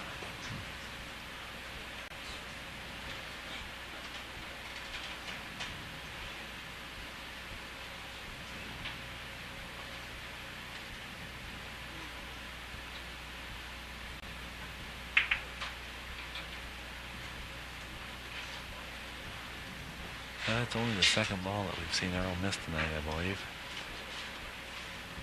That's true. Hey, Efren's trailing by 8 games, and that's not really the significant part of it. He needs to get a couple good starts here. 8 games is not an insurmountable lead at all. Not at this level of play. Not at all, but he really needs to kind of get established here and get in the match. Through no fault of his own, he's trailing. The other players just played so well. Unlike in other sports, in this sport, you may not get some good starts for a good long while when the players are playing at such a high level, and luck is not playing a role for you either. Well, especially if you don't get a turn at the table. Exactly. Because the other one's playing that well. And that's what's unique to this sport. And I think that adds a certain level of intrigue or mystery as to it's compelling drama. Well, there's a certainly high drama because I can imagine what sort of desperation seeps into your mind when you're just sitting there watching the guy do his thing. Yeah, just like when Efren retaliated last night with 4 or 5 rack runs. Earl said, "Hey, there's cobwebs on my cue." Yeah.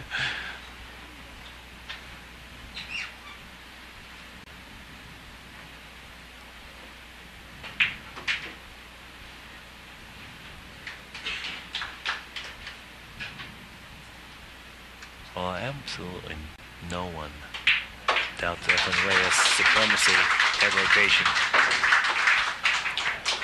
Well, Efren Reyes wins his 3rd game of the evening and cuts the lead down to 42-35.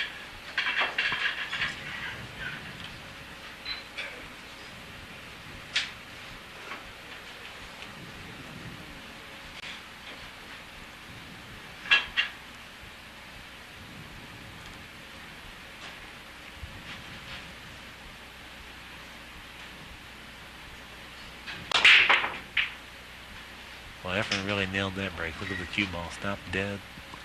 The 8 ball sifted into the back pocket.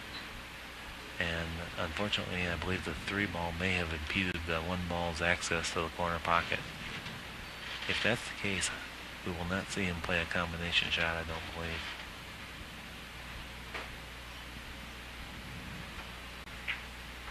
Look at this masterful safety. Just hid that cue ball behind the 3. The speed and the control that was required, that's harder than making most shots. And the knowledgeable audience here acknowledged that. With a lot of oohs and ahs. Well, that fine safety was rewarded now. Efren is going to get to start this game with ball in hand. That's the penalty for a foul in 9-ball pool.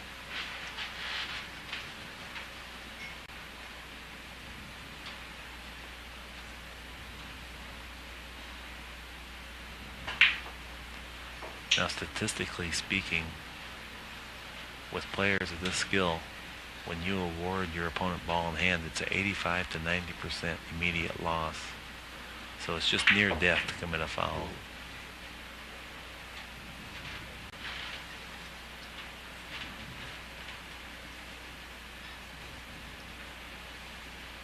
Why does it happen that way, Earl, that when you give your opponent ball in hand,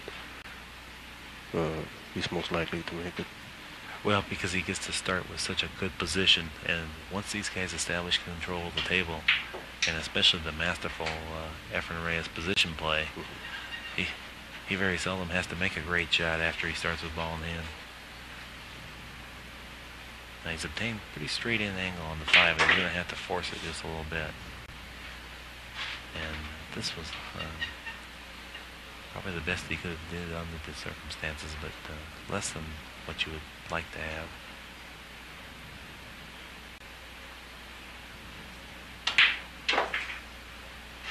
He hit that ball awful nice. You had to use quite a bit of speed, and when you go down the rail at that speed, the pocket's very unforgiving.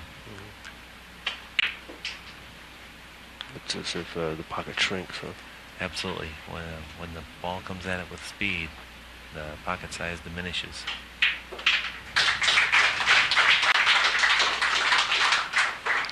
Well, 2 games in a row. This is the first time that Efren's been able to manage it tonight. And the score is 42-37.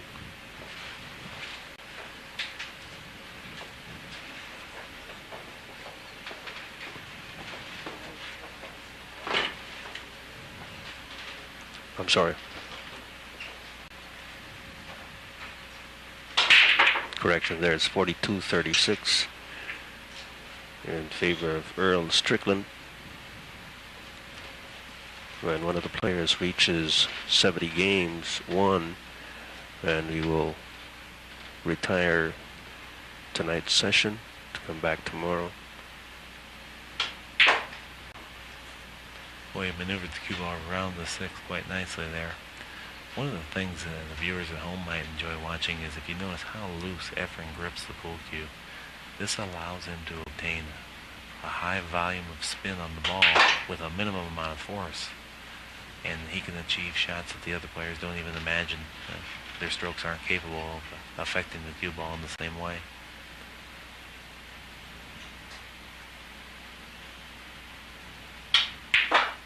The ultralight grip, what it does is it allows just 19 ounces of cue to strike the cue ball, as opposed to 19 ounces plus 10 foot-pounds of muscle pressure.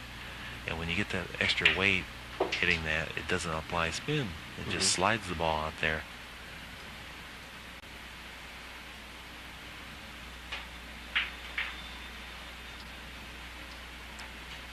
What sort of advantage does spin give a player? Okay, what it allows him to do is utilize, it makes the pockets much more forgiving because he can use minimum speeds, but travel the cue ball great distances because it retains so much spin so freely. So he pockets balls a little freer, and he's able to do more dynamic things with the cue ball.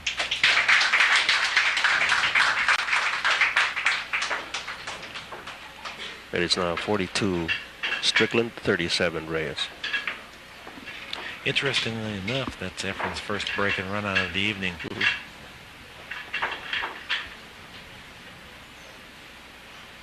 Well, these guys are both warriors, and I'm sure that it's going to be very exciting throughout the evening. Well, it has been throughout this match. First night we ended the session with Strickland in the lead at 35-32. Score now stands at 42 games for Strickland and 37 for Reyes.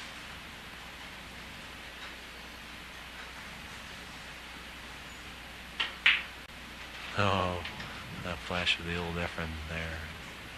He opened this rack with a tremendous shot on the one ball. Now it's just a matter of maintaining his focus through the rest of the balls there. They're aligned properly. And he seems to be pocketing balls a little freer than he was earlier in the match, where he's kind of established a rhythm and the tempo now.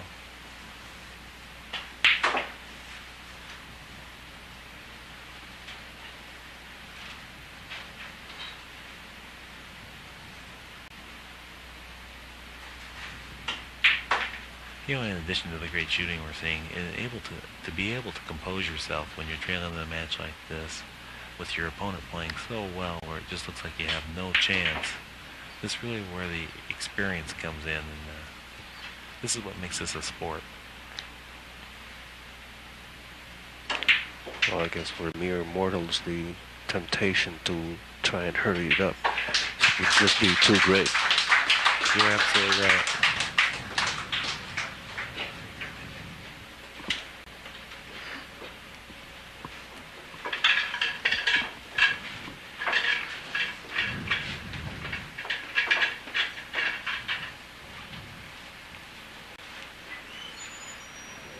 Score is 42 for Strickland, 38 for Efren Reyes.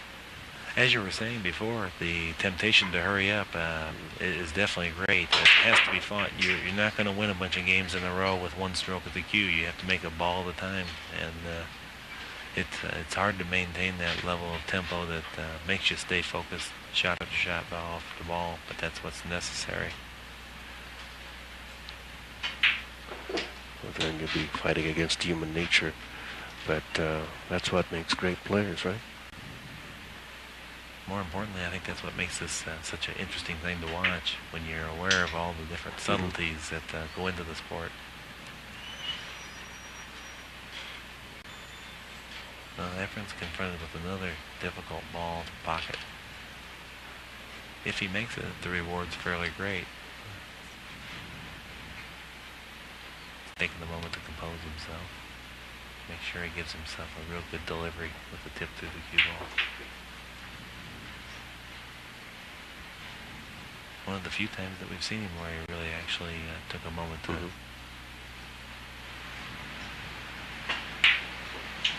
He's hit the pocket nicely now.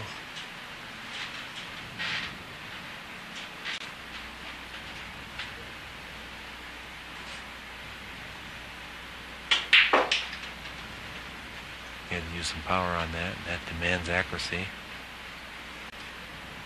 Made it look effortless.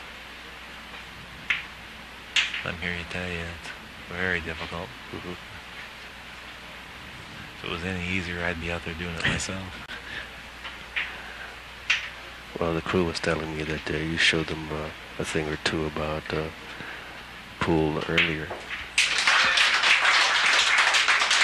All right, Efren Reyes coming back with a flurry of his own with 5 straight games to narrow the gap to just 3 games, 42 to 39.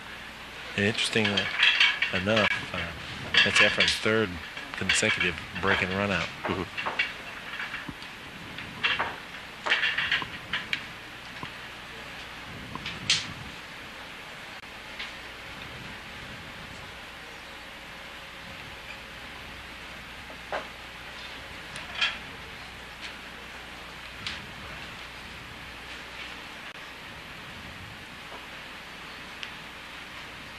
But the score standing at 42 for Strickland, 39 for Reyes.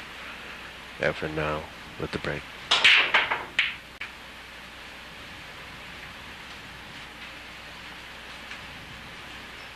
Again, he doesn't get the good fortune of holding out any of the balls, and that brings up Strickland after a 5-game run by Efren Reyes.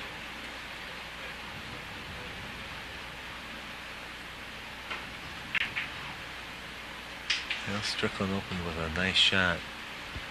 He wasn't rewarded with ideal position, but he has a makeable ball.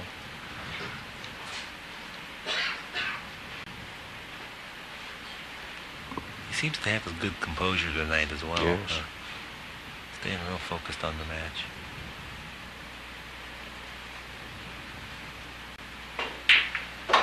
What a tremendous shot that was.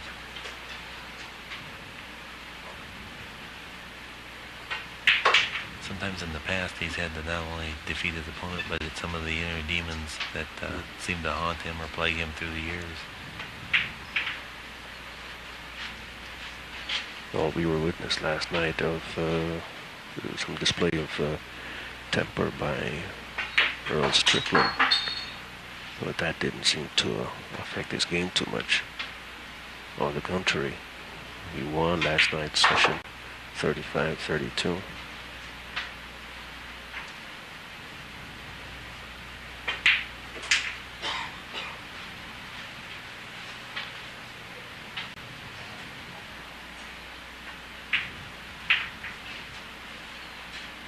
Well, he's cruised through this rack effortlessly after pocketing the 2 ball. He had to open the rack with 2 tough shots, and then after that he gained control of the table and went through the rack easily. And it is back to a 4-game lead by Earl Strickland, 43-39.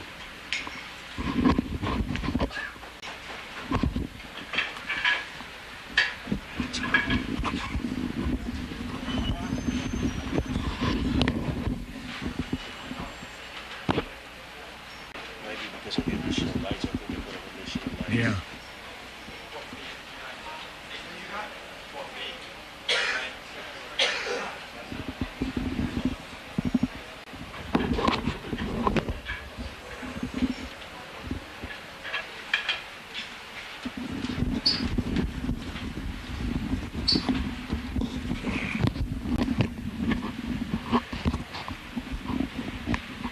Score at 42 for Strickland, 39 for Reyes.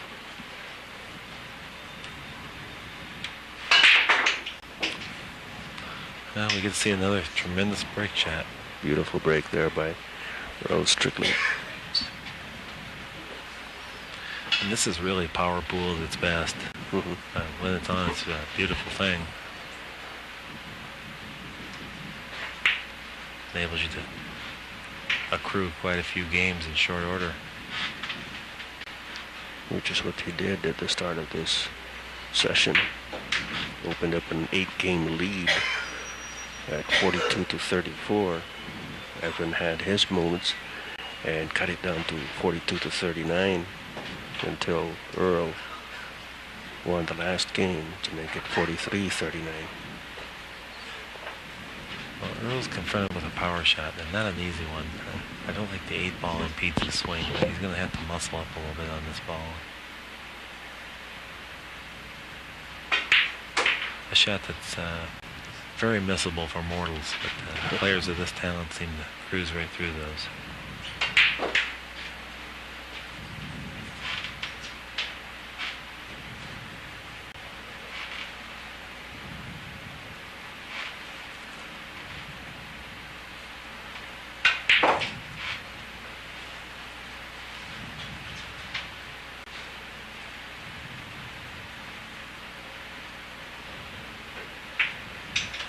And yet another break and run out for Earl Strickland.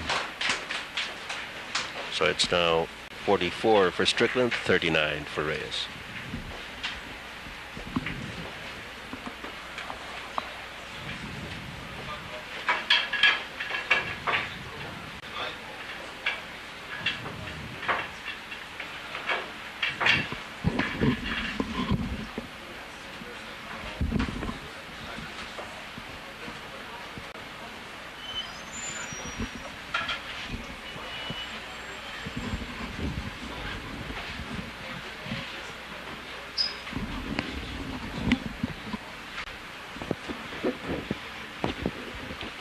The score is 44 for Strickland, 39 for Reyes.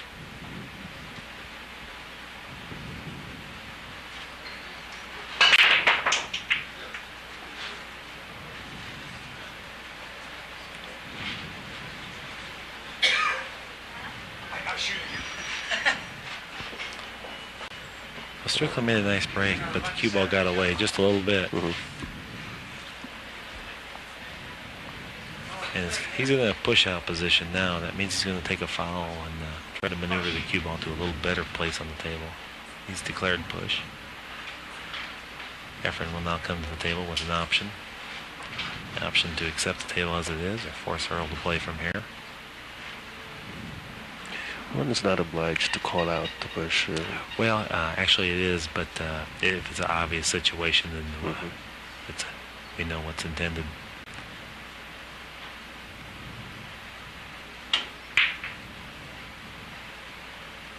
Chose a safety.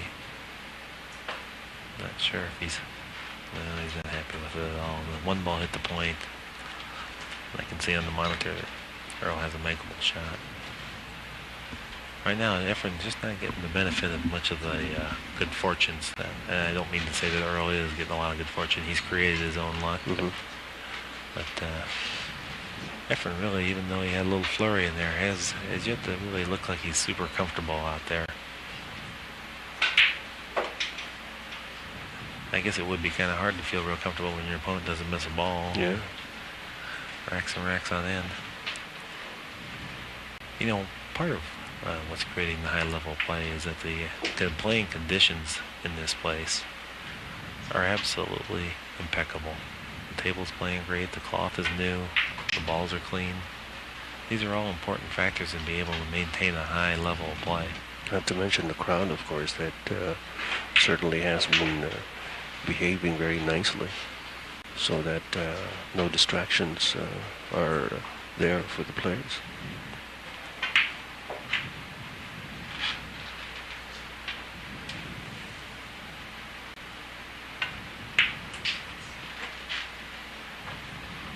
Looks like Earl's going to cruise through yet another rack.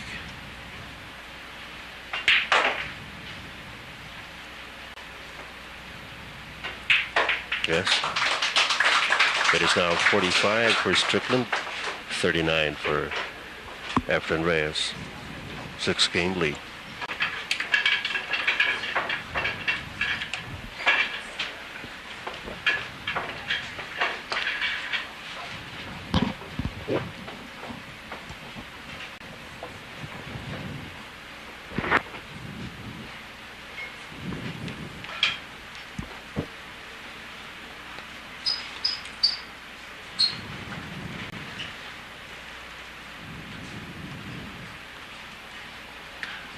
On the screen in the background, I think we can see Mr. Puyat. Yes, Mr. Puyat just came in, just flew in actually from the Philippines, and that should boost the morale of Efren Reyes. His benefactor is on hand together with son Joey. Of course, beside Mr. Puyat earlier, we saw Mr. Bob Moore of Ridgeways.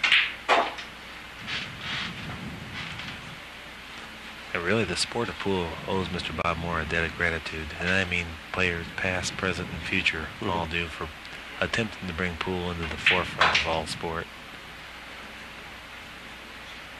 Well, I believe this particular match is a concept conceptualized by Mr. Moore, and he has given it all-out support.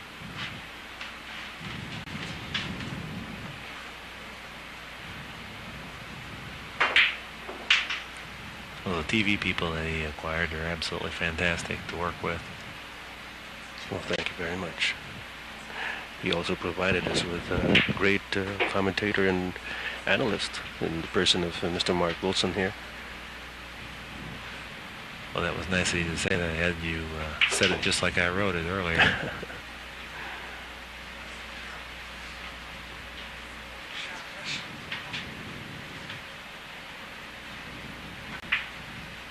Meantime, Earl Strickland goes about this particular game as if it was all in the script that he wrote.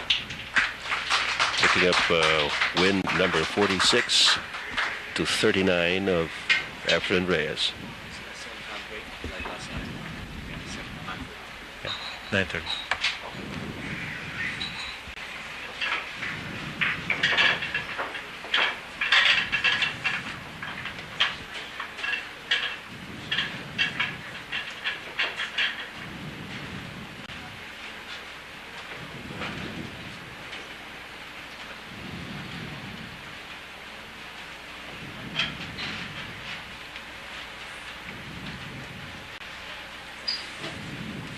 Tell us again, Mark, is there any particular order as far as the balls are concerned when they rack them up?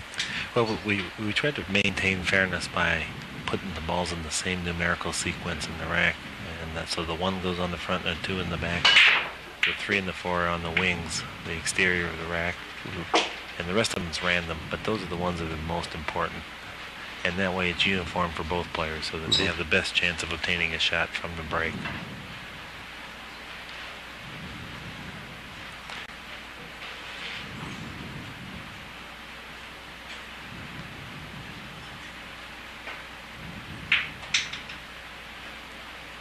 Well, in the United States, when somebody plays like this, we call it dead stroke, which means he's just making ball after ball with no problem. Hard ones, easy ones alike. And Earl came out of the gate on the dead run.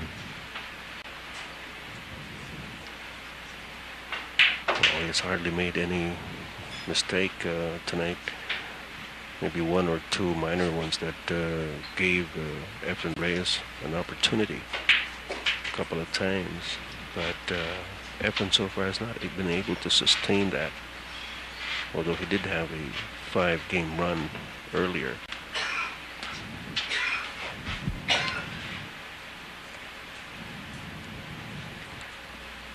Well, as the score stands right now, Earl has broken run out 7 times tonight, and Efren's only broken run out 3. And discounting those games, Efren's actually made up a game on the score from last night. So it kind of bears out what we said about what each player needs to do to win, is that Efren needs to get into a game where there's shooting in each rack for both players. That's where his strength lies. And conversely, Earl needs to play the break and run out game.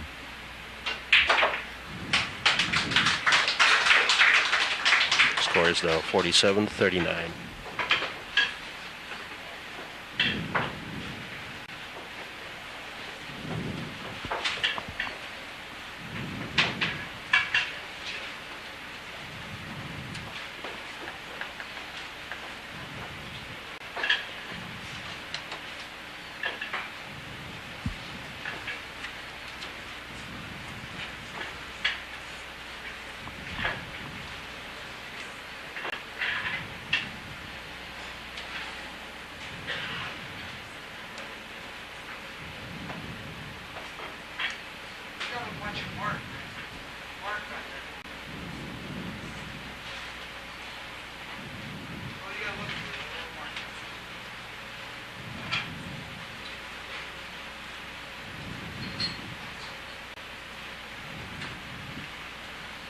Score is 47 Strickland, 39 Reyes, and Strickland again for the break.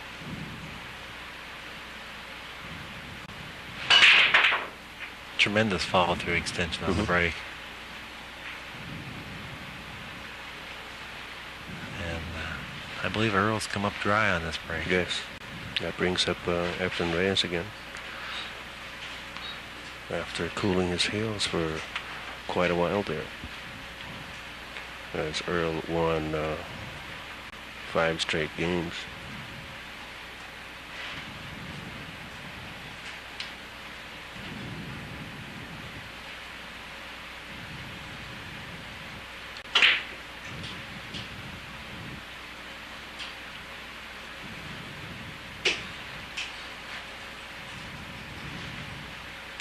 Well, Efren obtained a bit of good fortune there, but he played a smart shot. The cue ball was on this end rail, and it was unlikely that he was going to leave much with it, so he could be a little more aggressive on that shot. See the nice draw stroke. Now this shot is a little tricky because the 3 and 9 are not aligned perfectly for the pocket, so you have to manage the 3 ball into the 9 properly in order to get it to go. You got it. 47 to 40 in favor of Earl Strickland.